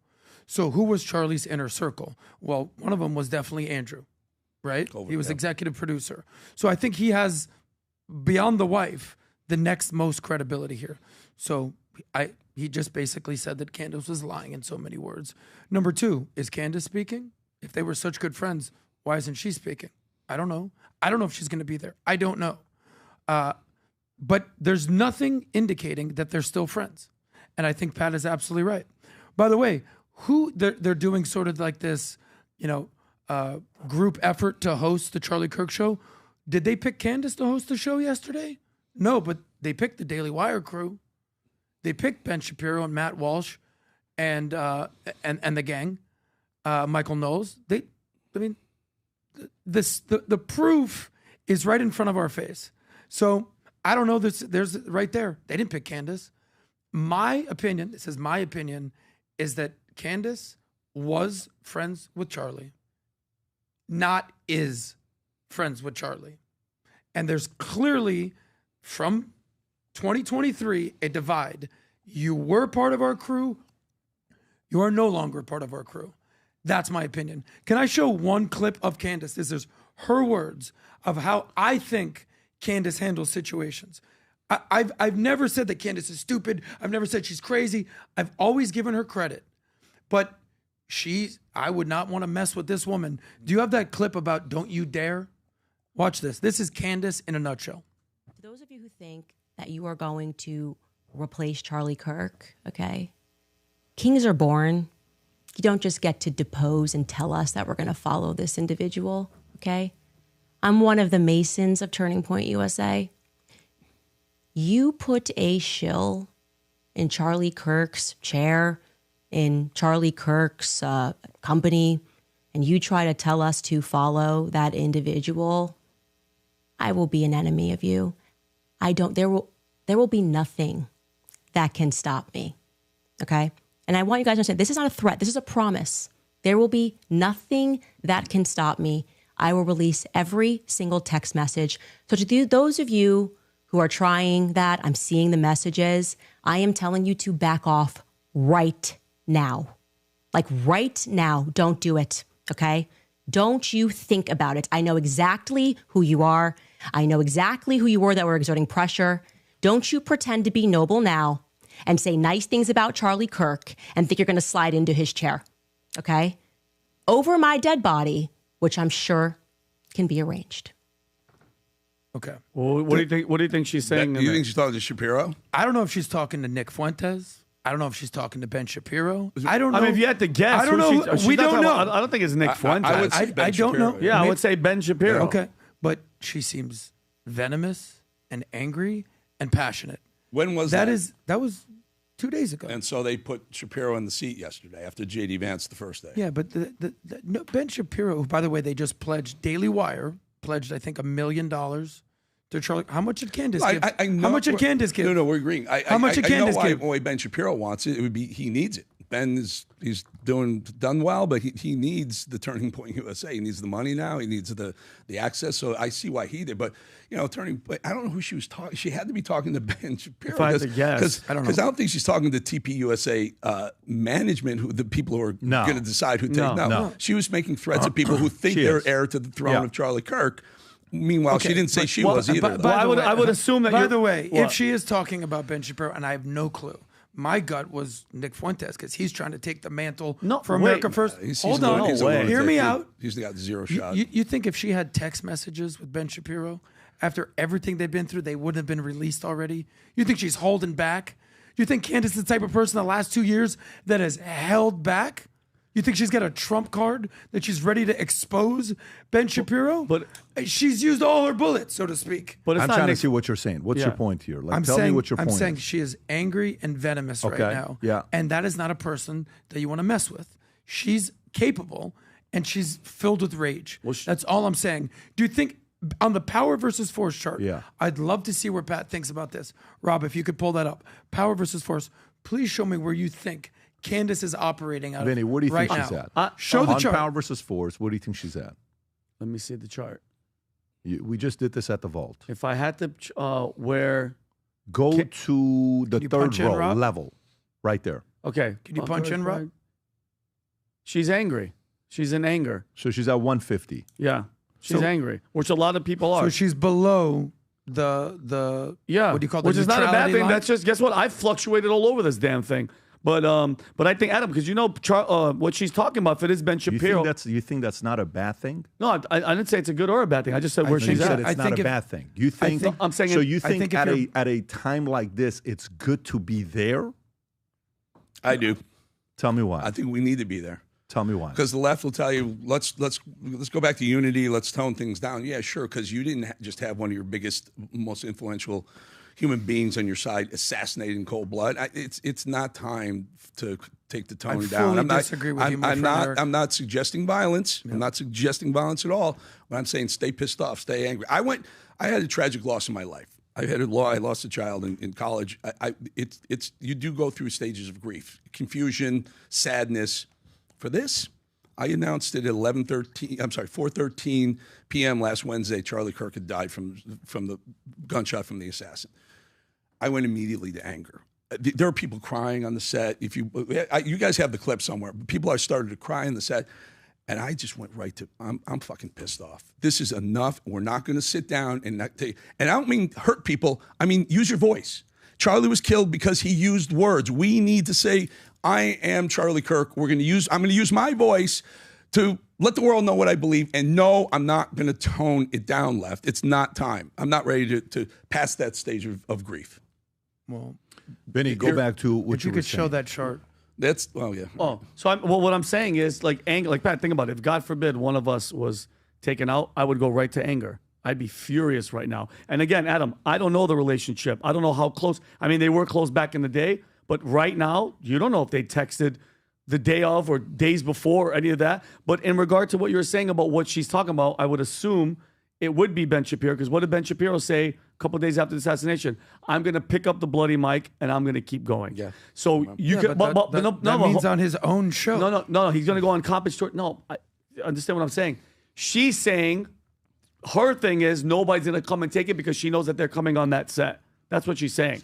I don't think it's that. But I think, Pat, I think she's angry right now. Adam, where do you think she's at? Well, she's filled with rage. And listen, there's a business model to use people's emotions and anger and monetize that. That to me, that's exactly what she's doing. But we talk about power versus force.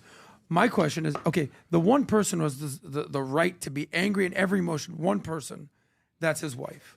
But what are his inner circle acting? Andrew, who we know very well, is being very reasonable right now. And he's hosting shows. He's making plans. He's calling out lies. He's acting with reason and with love for Charlie. Candace is acting with absolute anger and desire for eyeballs and for clout. So to me, who's closer at this point? Just answer this one question. The executive producer, Andrew, who's with him every day, or Candace, who was friends with him 5-10 years ago. Obviously the executive producer. So that's where I go with this. I think even the better one to go to is not even the executive producer, it's the wife. Where's the wife at? Of course. Show me where the wife's at. The wife? Yeah, where's the wife at? To be honest, she's probably all over the map, man. Courage. When she gave the 17, 18-minute speech she was angry. Where was she at? She was angry. No, she was courage. Courage His as well. wife wasn't angry. She was nice. She was poised. She said God was with her, She bro. said that line where she said, the tears of this widow will echo like a battle cry. That's anger.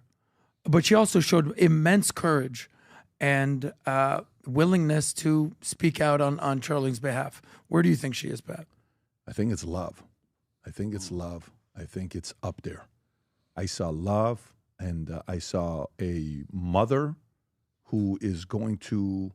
She set an example for a lot of people. You saw what Anna Kasparian is more angry than Erica. That's why she gave Erica the kind of credit that she did. I don't know. I think... Where do you think Candace is? I think Candace isn't above. I think Candace is on the bottom of it, not at the top of it. I think Candace is at the... if Candace wanted to... She says that, and I'm not going to... Kings are not born. So is Candace going to go on the road? Is she going to do that? Maybe. All right. I'd be curious to know who shows up if Candace goes on universities. I would actually like to see her go to universities, obviously with protection. I want her because she's got a family, she's got kids, she's got a beautiful family.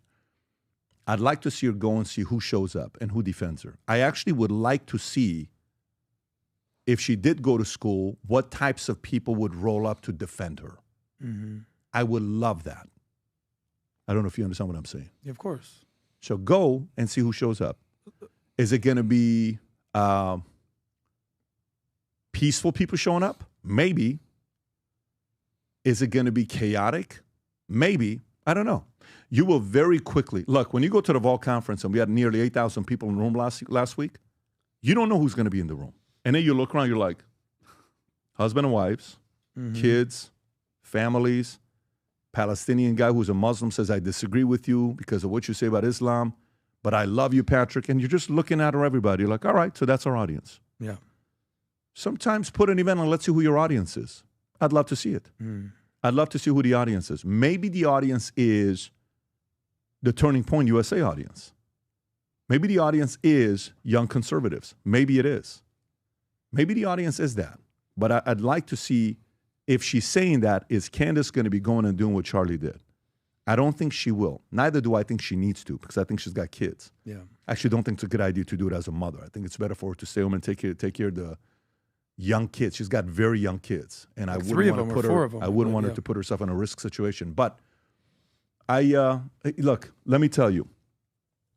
Last night, I'm reading this about crows and eagles. You ever heard this story of crows and eagles? Let me read it to you. The only bird that dares to attack an eagle is a crow. But the eagle never fights back. Here's why. The crow is the only bird bold enough to sit on the eagle's back and peck at its neck.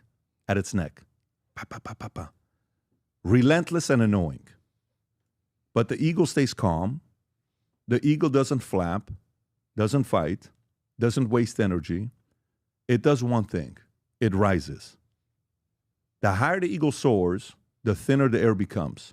The crow, it can't handle that altitude. Eventually, the crow gasps, loses strength, and falls off.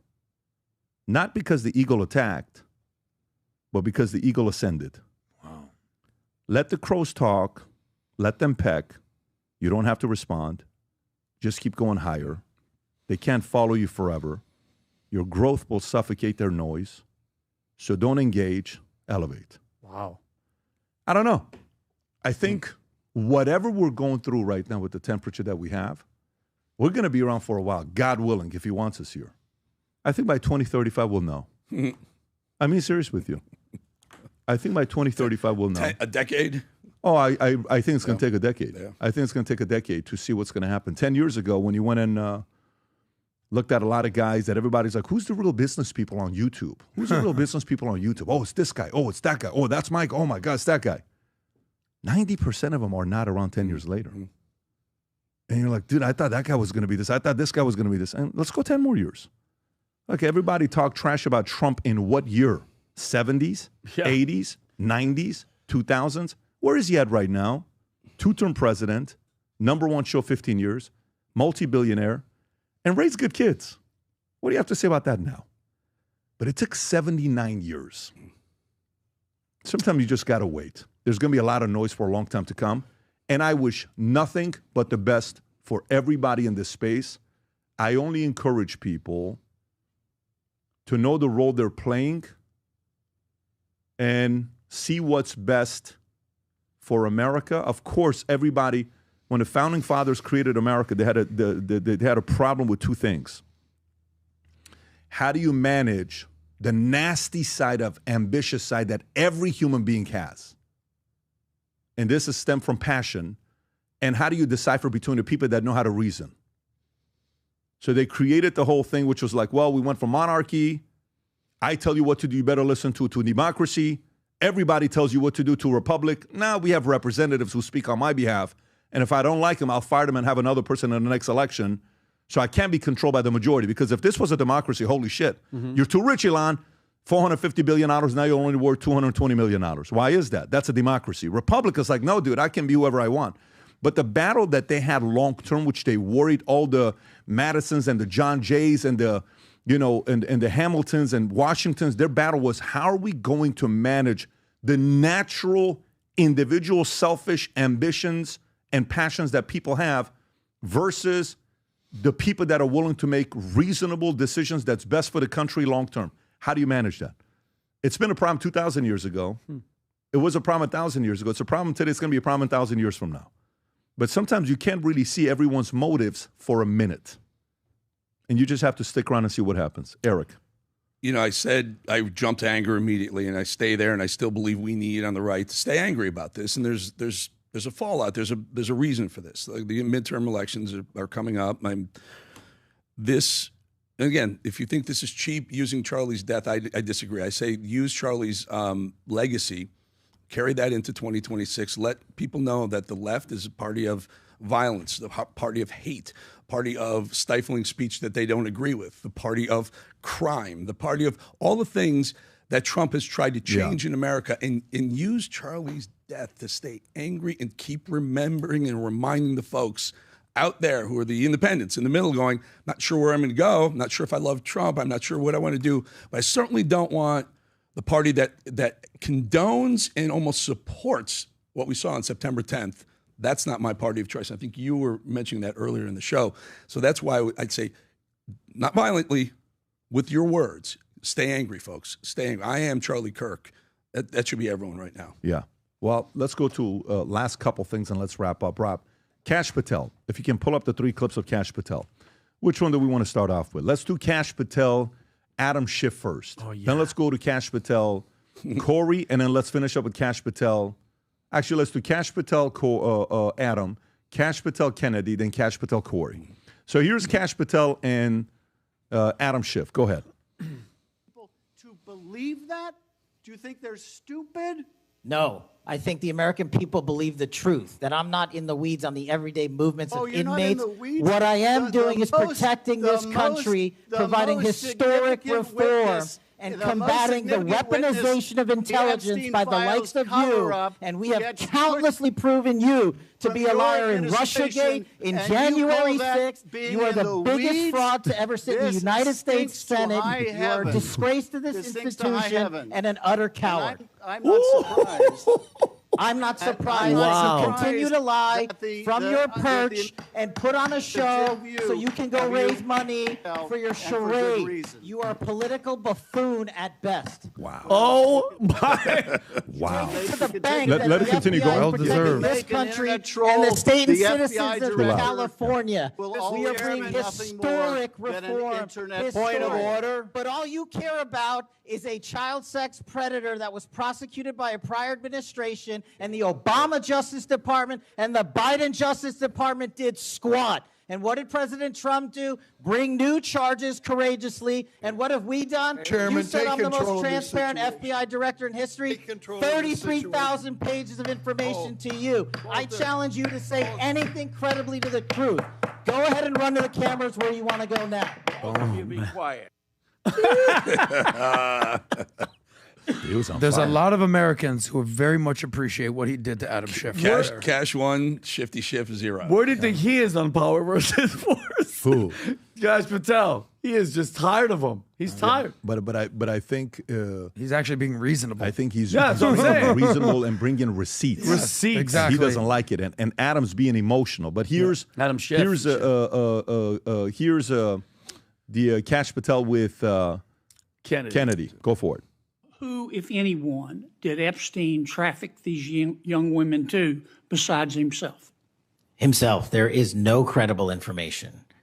None. If there were, I would bring the case yesterday that he trafficked to other individuals. And the information we have, again, is limited. So the answer is no one? For the information that we have. Should be all in the files. In the case file. Okay, and I think the central question for the American people is this. They know that Epstein trafficked young women for sex to himself. They want to know who, if anyone else, he trafficked these young women to. And that's a very fair question. I want to know that answer. And I think you're going to have to do more to satisfy the American people's understandable curiosity in that regard. Do you guys believe him? Do you No. believe Kash? Okay, so here's my question. You don't believe Kash? No. Hold on. Nobody in their right mind, Adam, with all the information that we have. only had the girls going to him. Come on. Like, So you think Kash what about is, Prince Andrew Let me alone? ask the question. Do you think Kash is lying? I think if you notice the way he answers, it's the words that he explains, and then Kennedy tried to clarify, and he said yes. So I don't know if you caught how he answered it. Do you want to? Wait, let me ask you, Adam. Do you believe that with all this crap with Epstein, he was just bringing girls to massage him and have sex with? I don't know. No, no. What do you mean you don't know? I'm asking you your opinion. Okay. If you truly think that that's the truth. I would love to see. Yes or no? Senator Kennedy was like, I think the American people want to see this, and I think there's a lot of people that want to see. I want to know the what receipts. you think. What you think? Okay, from what you've heard for the past you're asking 2 years. me if I put more trust. I'm not calling you out. To hear me out. Go ahead. Do I trust Kash Patel more or Vinny Oshana? Hear me out. I trust Kash more. Okay. I'm not saying you're completely wrong. I'm not saying you're unjustified. I'm saying that's someone who I think has more credibility than someone like you. But that's And not again, my question. I'm My not calling question, it- so- again, I'm asking one more time. So See if you can I'm get on this. Team Kash. Okay, so ask the question. No. The answer is I'm on Team Kash. I'm asking Adam Sosnick. I don't Yeah. even care about this. Do you believe, forget we even saw that Jeffrey Epstein was just trafficking girls to come hook up with him and Ghislaine Maxwell maybe on the side? No Prince Andrew, nobody else. Not the list, not the Bill Clintons, not the shit that you've been hearing, Adam. Not Bill Gates. Not Bill Gates. That his wife left him because of their relationship. Now Ehud Barak going through with him and hanging out with him. Is Adam Sosnick, do you believe, forget about this. You think that he just hooked up with girls for himself? No, honestly. I think he was bringing women to the island, and I think other people were on the island, and then they're all in the same room, and they're all in there together. So he's trafficking them to have sex with these people. I didn't say sex. Bless you. I didn't say sex. I think they were all on the island together. I don't know. So at some point, we all have to acknowledge that I don't know. No, but Adam, you can It's have an fishy. opinion, So but Vinny, you think. So- So you think yes. What do you know? I think yes. you're where I'm at. Oh, no, I think yes. Okay. It's not even for me. It's not even a question. But the question is, they just had Bill Gates at the White House 2 weeks ago, Yeah, sitting Trump right did. next to Melania. of course. So, listen, there is a handful of ways I can go with this on what's going on here, and why they keep saying this. It's a handful of directions I can go with this. This is the one area that I'm going to continue being curious because I want to know what happened here. And every time we have guests, there's more things that come up and reveal itself, and it leaves the case more open. Because remember what Kash said to Adam Schiff. All you care about is, going after a pedophile. That was when your previous administration could have done it, and they did nothing. Yep. That's all you care about. Because you want to be able to go out there in the press conference and raise some money for that's all you want to do, right? So he was talking about Epstein with Adam. Yes. And then Kennedy came back and asked the question. So I'm not anywhere with, where are you at with this Epstein situation? With this testimony right here? Just all of it, Epstein situation. No, listen, I think Kash is in a really, really tough place because he clearly answers to the president. Yeah. He wants to make sure the president is good. And for whatever reason, they don't want the Epstein files out. There's clearly stuff going on. I don't believe Epstein did it for himself alone. I think there were other people involved. Definition of trafficking, underage women brought to an island, other people have sex with that would be the definition. I go back to Obama administration, James Clapper. It was with the Snowden issue when Clapper was on the Hill testifying to the Senate panel, and Senator Wyden says, "Is the NSA snooping, spying on Americans?" And Clapper says, "Not."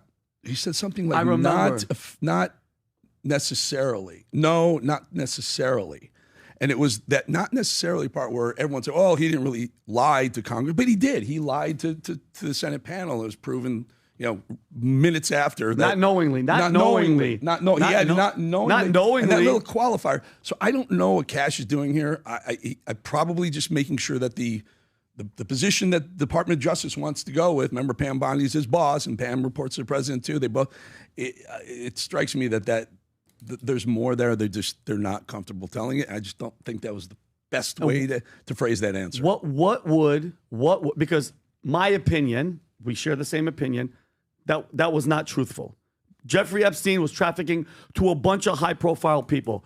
What would make him, who's telling him, hey, don't say anything. This is the official story. We're going to stick with it. Just go with this. Who are you protecting? Because the way that other people are going to see this is that he's protecting powerful people that don't want their names involved with this. And it's like, all right, everybody, stop talking about it. Look over there. Go, come on. Go over there. Something is fishy, and this is one of the worst looks, I think, from this entire administration, and it's not just me. There's people that are so disappointed in this, especially with Kash Patel. And by the way, I love the fiery moment. Good. Put Adam Schiff in his place. I think we have one more clip. But Adam, there is something blatantly, obviously corrupt, and it's right in our face. And we've been talking about it. And it's the worst look on this administration. You obviously don't believe it's the president. You've said it. You don't think it's him. I don't. Okay. I just know so that then somebody. If it's not, what's the alternative? The people that were sitting with him, the Bill Gates and all these people, Right. and the so Bill then that Clintons. means it's the ultimate blackmail. It's the ultimate blackmail. And Right. And doing right in front of you don't even know There about you it. So go. if you give up the list, how do you get these people to do what you want them to do? Exactly. Yeah. So to me, it crazy. goes boom, boom, boom, boom, Yeah. boom. That's Yeah, it. no, you're right. That's where it goes to. All right. If you announce it, you lost the control of these people.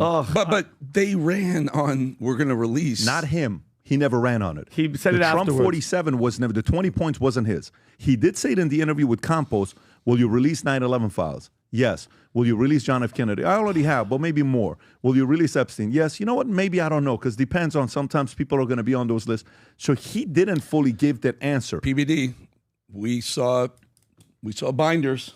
Remember there was Wow, that was no bind. What That was was a joke. what We could have was done that ourselves. Nothing. It was right, a show. right. My Added a point bunch of is, pictures in we've been there. promised. I did it. I'm in the camp where I want to see it. I think we listen. If Trump's on it, to be honest with you, no one will give a shit anyway. 2 weeks later, remember when he said I could shoot someone on Fifth Avenue and still get elected? He could. And if he's on the list, it wouldn't matter 2 weeks down the road. I agree with you now, on that. big donors, big influential people on both sides. He's on the It's second got to term be now. on both sides. He's on a Otherwise, we second would have term. heard about it. He's on a second term. What's that? He's on a second term. Yeah, like he's not running for re-election. No, again. I He has think nothing it's to worry the about. parties. No. What I mean is he's on a second term. Release it on the first one, it hurts you. Release it on the Yes. second term, it doesn't hurt you. Right. Yeah. So it's got to be. It's not going to go away, by the way. It's not going away. The claim that Kash made that the Trump administration has done more to release the Epstein files, has done more to put the Epstein files out there than Obama and Biden combined. Is that accurate? Yes. They put out more documents, but Adam, out of hundreds of thousands of documents, I could give you 15,000 and you'd be like, whoa, that's not saying anything. Let's go to the it's last repeating one. the same Let's stuff. go to this Kash and Corey, and then let's wrap it up. Here's Kash and Corey. I love watching stuff like this. And this is just in response. Cory Booker says that Kash Patel has failed as the FBI director. Thank you, Mr. Chairman. Do you want to say anything? Yes, sir. at this point? That rant of false information does not bring this country together. If you want to work on bringing this country, it's my time, not yours. My God. If you want to talk about dividing this country, it is I my follow time. you on your social media posts that It is tears my this country time apart. to There address should be a your unifying- falsehoods. Oh, You are an you can embarrassment try all to the you division want in this country. to not Senator, take it is my responsibility time. for what You you had have your said. time. Sir, you're Your making time a is mockery of this over. committee. Sir, you don't tell me my time is over. You The know how people far of New we've Jersey come tell me since what my you time Oh, is. what a You joke. can't lecture Spartacus. me. You can tell me Sir, my time's you have- over? You may be the charge of the I'm not FBI, going anywhere. but I am not afraid of you, sir. Mr. Chairman. Not afraid of you. Mr. Chairman, point of order. Tough guy. Senator Booker, I announced at the beginning of this meeting that this back and forth talking over each other doesn't work, and I said if that happened, Chuck I Grassley. asked Look at him. Patel not to 150 respond, years and I old. was going to give him some Term time limits. after the senator's time was up to respond, and he has the privilege to do that uninterrupted. Mr. So Chairman, one point of go order. ahead, Mr. I've Patel. watched him talk over us, and you've never once criticized him for us not even being able to get our questions beta. out. He has been rude and disrespectful to senator after senator. And when the senators were not giving him a chance to answer, I didn't stop the senator either. Go ahead, Senator. Thank you, Mr. Chairman. No, I If think the he's like FBI, 92 under my years old. How 7-month old is he, Rob? leadership, we're failing 90-something. this administration in this country. Why do we have 23,000 violent felons arrested this year alone? A double increase from that time last year. Why is it that we have seized 6,000 weapons? Why have we found 1,500 child predators and arrested them? Why have we 300 human traffickers in jail? Why have we found and identified 4,700 children? Why have we seized 1,600 kilograms of fentanyl, enough to kill a third of the American public, a 25% increase alone from last year? 88,000 kilograms of cocaine seized, 7,000 kilograms of meth seized, and that's just on our criminal operations in summer heat. How is it possible that we are taking 8 kilograms off the streets of the cities in New Jersey and preventing the deaths of 607,000 people this year alone, a failure of the FBI and my leadership? How is it that we have counterintelligence arrests already this year exceeding the numbers from the entirety of last year. 33% increase in PRC, 83% in Russia, 60% in the CI space as it relates to Iran, and we haven't even talked about CT, the southern border, the northern border. Before Senator Cruz, I kind of pause feel it like right there. Pause it right there. Thank you. So you think Cory Booker's running in 2028? Yes, 100%. Yes, he will be. Yeah. Yeah, he's going to put his name. He ran in 2016? Yeah, when did he run? Yeah, he ran. Of course he is. So funny. Yeah. He's a funny guy. How bad of a look is that? I mean, when you're seeing Kash going after Cory and what he's saying. For who, though? For who? For Cory. Well, we got to stop this brown on brown crime, guys. No, I think Cory versus Booker, that guy will Kash, stand. that's got to chill. He'll stand on the Congress floor 24 hours and be pants. Spartacus, and Is this nobody. what they're saying for 2028, Rob? Yes, according to YouGov. It's Where is saying he? Gavin is number They're one. missing one though. Pritzker? Who do you think? The only one would have a chance. None of those. Of them, I think Buttigieg Michelle is gonna, Obama? You doing Michelle Obama again? Course. Eric Bolling, stop it with the Michelle Obama Course. thing. There's been no indication. No, Anytime but someone's brought up that- Michelle Obama, I didn't go, say she's she- not doing I didn't say anything. she announced and now that. you want to I'm bring saying- bring her back from the dead of political I'll ask you this. purgatory. Allow me to ask you Eric this. Bolling, do better, sir. Adam, if Michelle Obama announced right now, where would she be on that list? Number one. Thank you. Rest my But case. she's Number never one. had political office. She might have to do it. Oh, really? Let me ask you a question. Trump. If my aunt had a penis, she'd be my uncle. Hang So on we a got to second. play in Question for reality you. here, Question boss.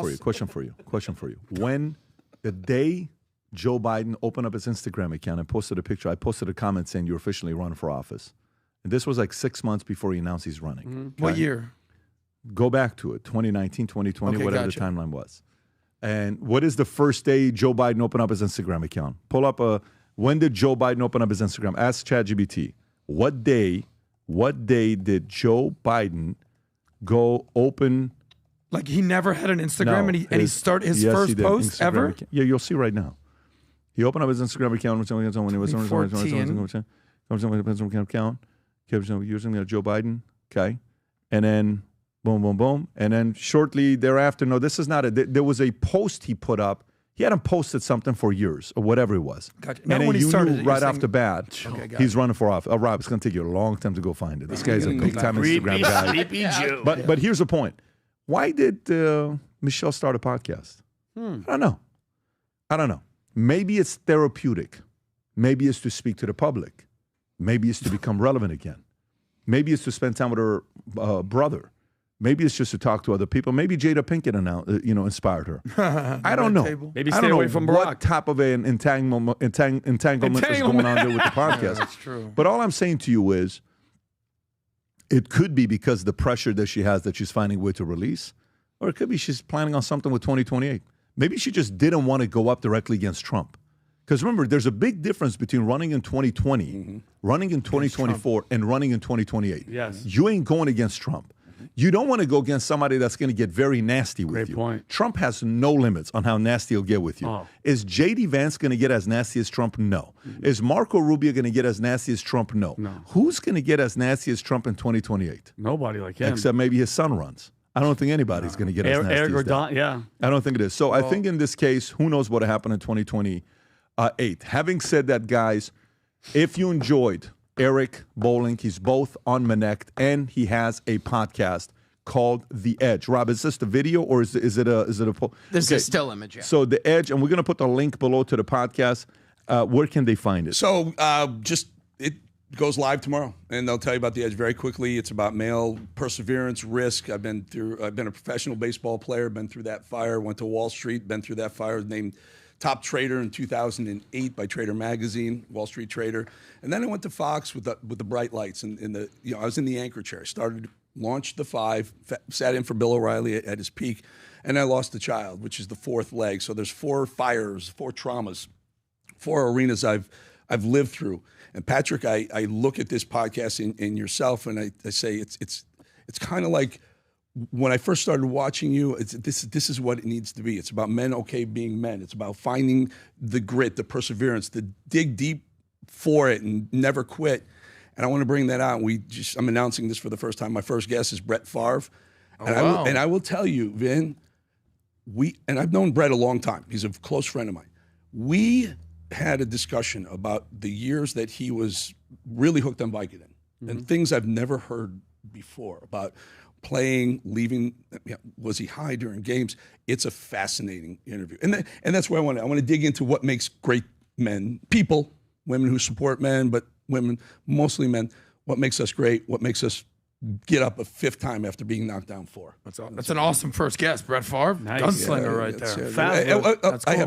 I would like to announce that Patrick Bet David has agreed to, I believe, the first week in November. Yes, November. Yes, I believe so. Yeah. Let me ask you: when you book Brett Favre on the podcast, do you email him or text him? I text him. I can text him right now. It's a very subtle joke. I tell him right Patrick's.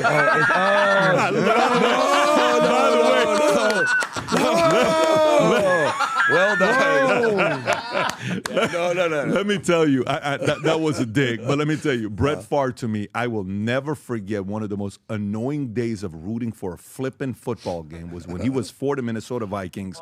That year, Peterson had a couple fumbles in that game. It was driving me insane. He was playing so good. We're at my sister's house watching the game. They should have won that game. Yep. And I wanted to see him win that year. I just wanted that redemption. I don't know if you remember this game. It was one of the sickest playoffs games. He was playing against. But you know who won that year? Green You know Bay. who won that year? Whoever won that year.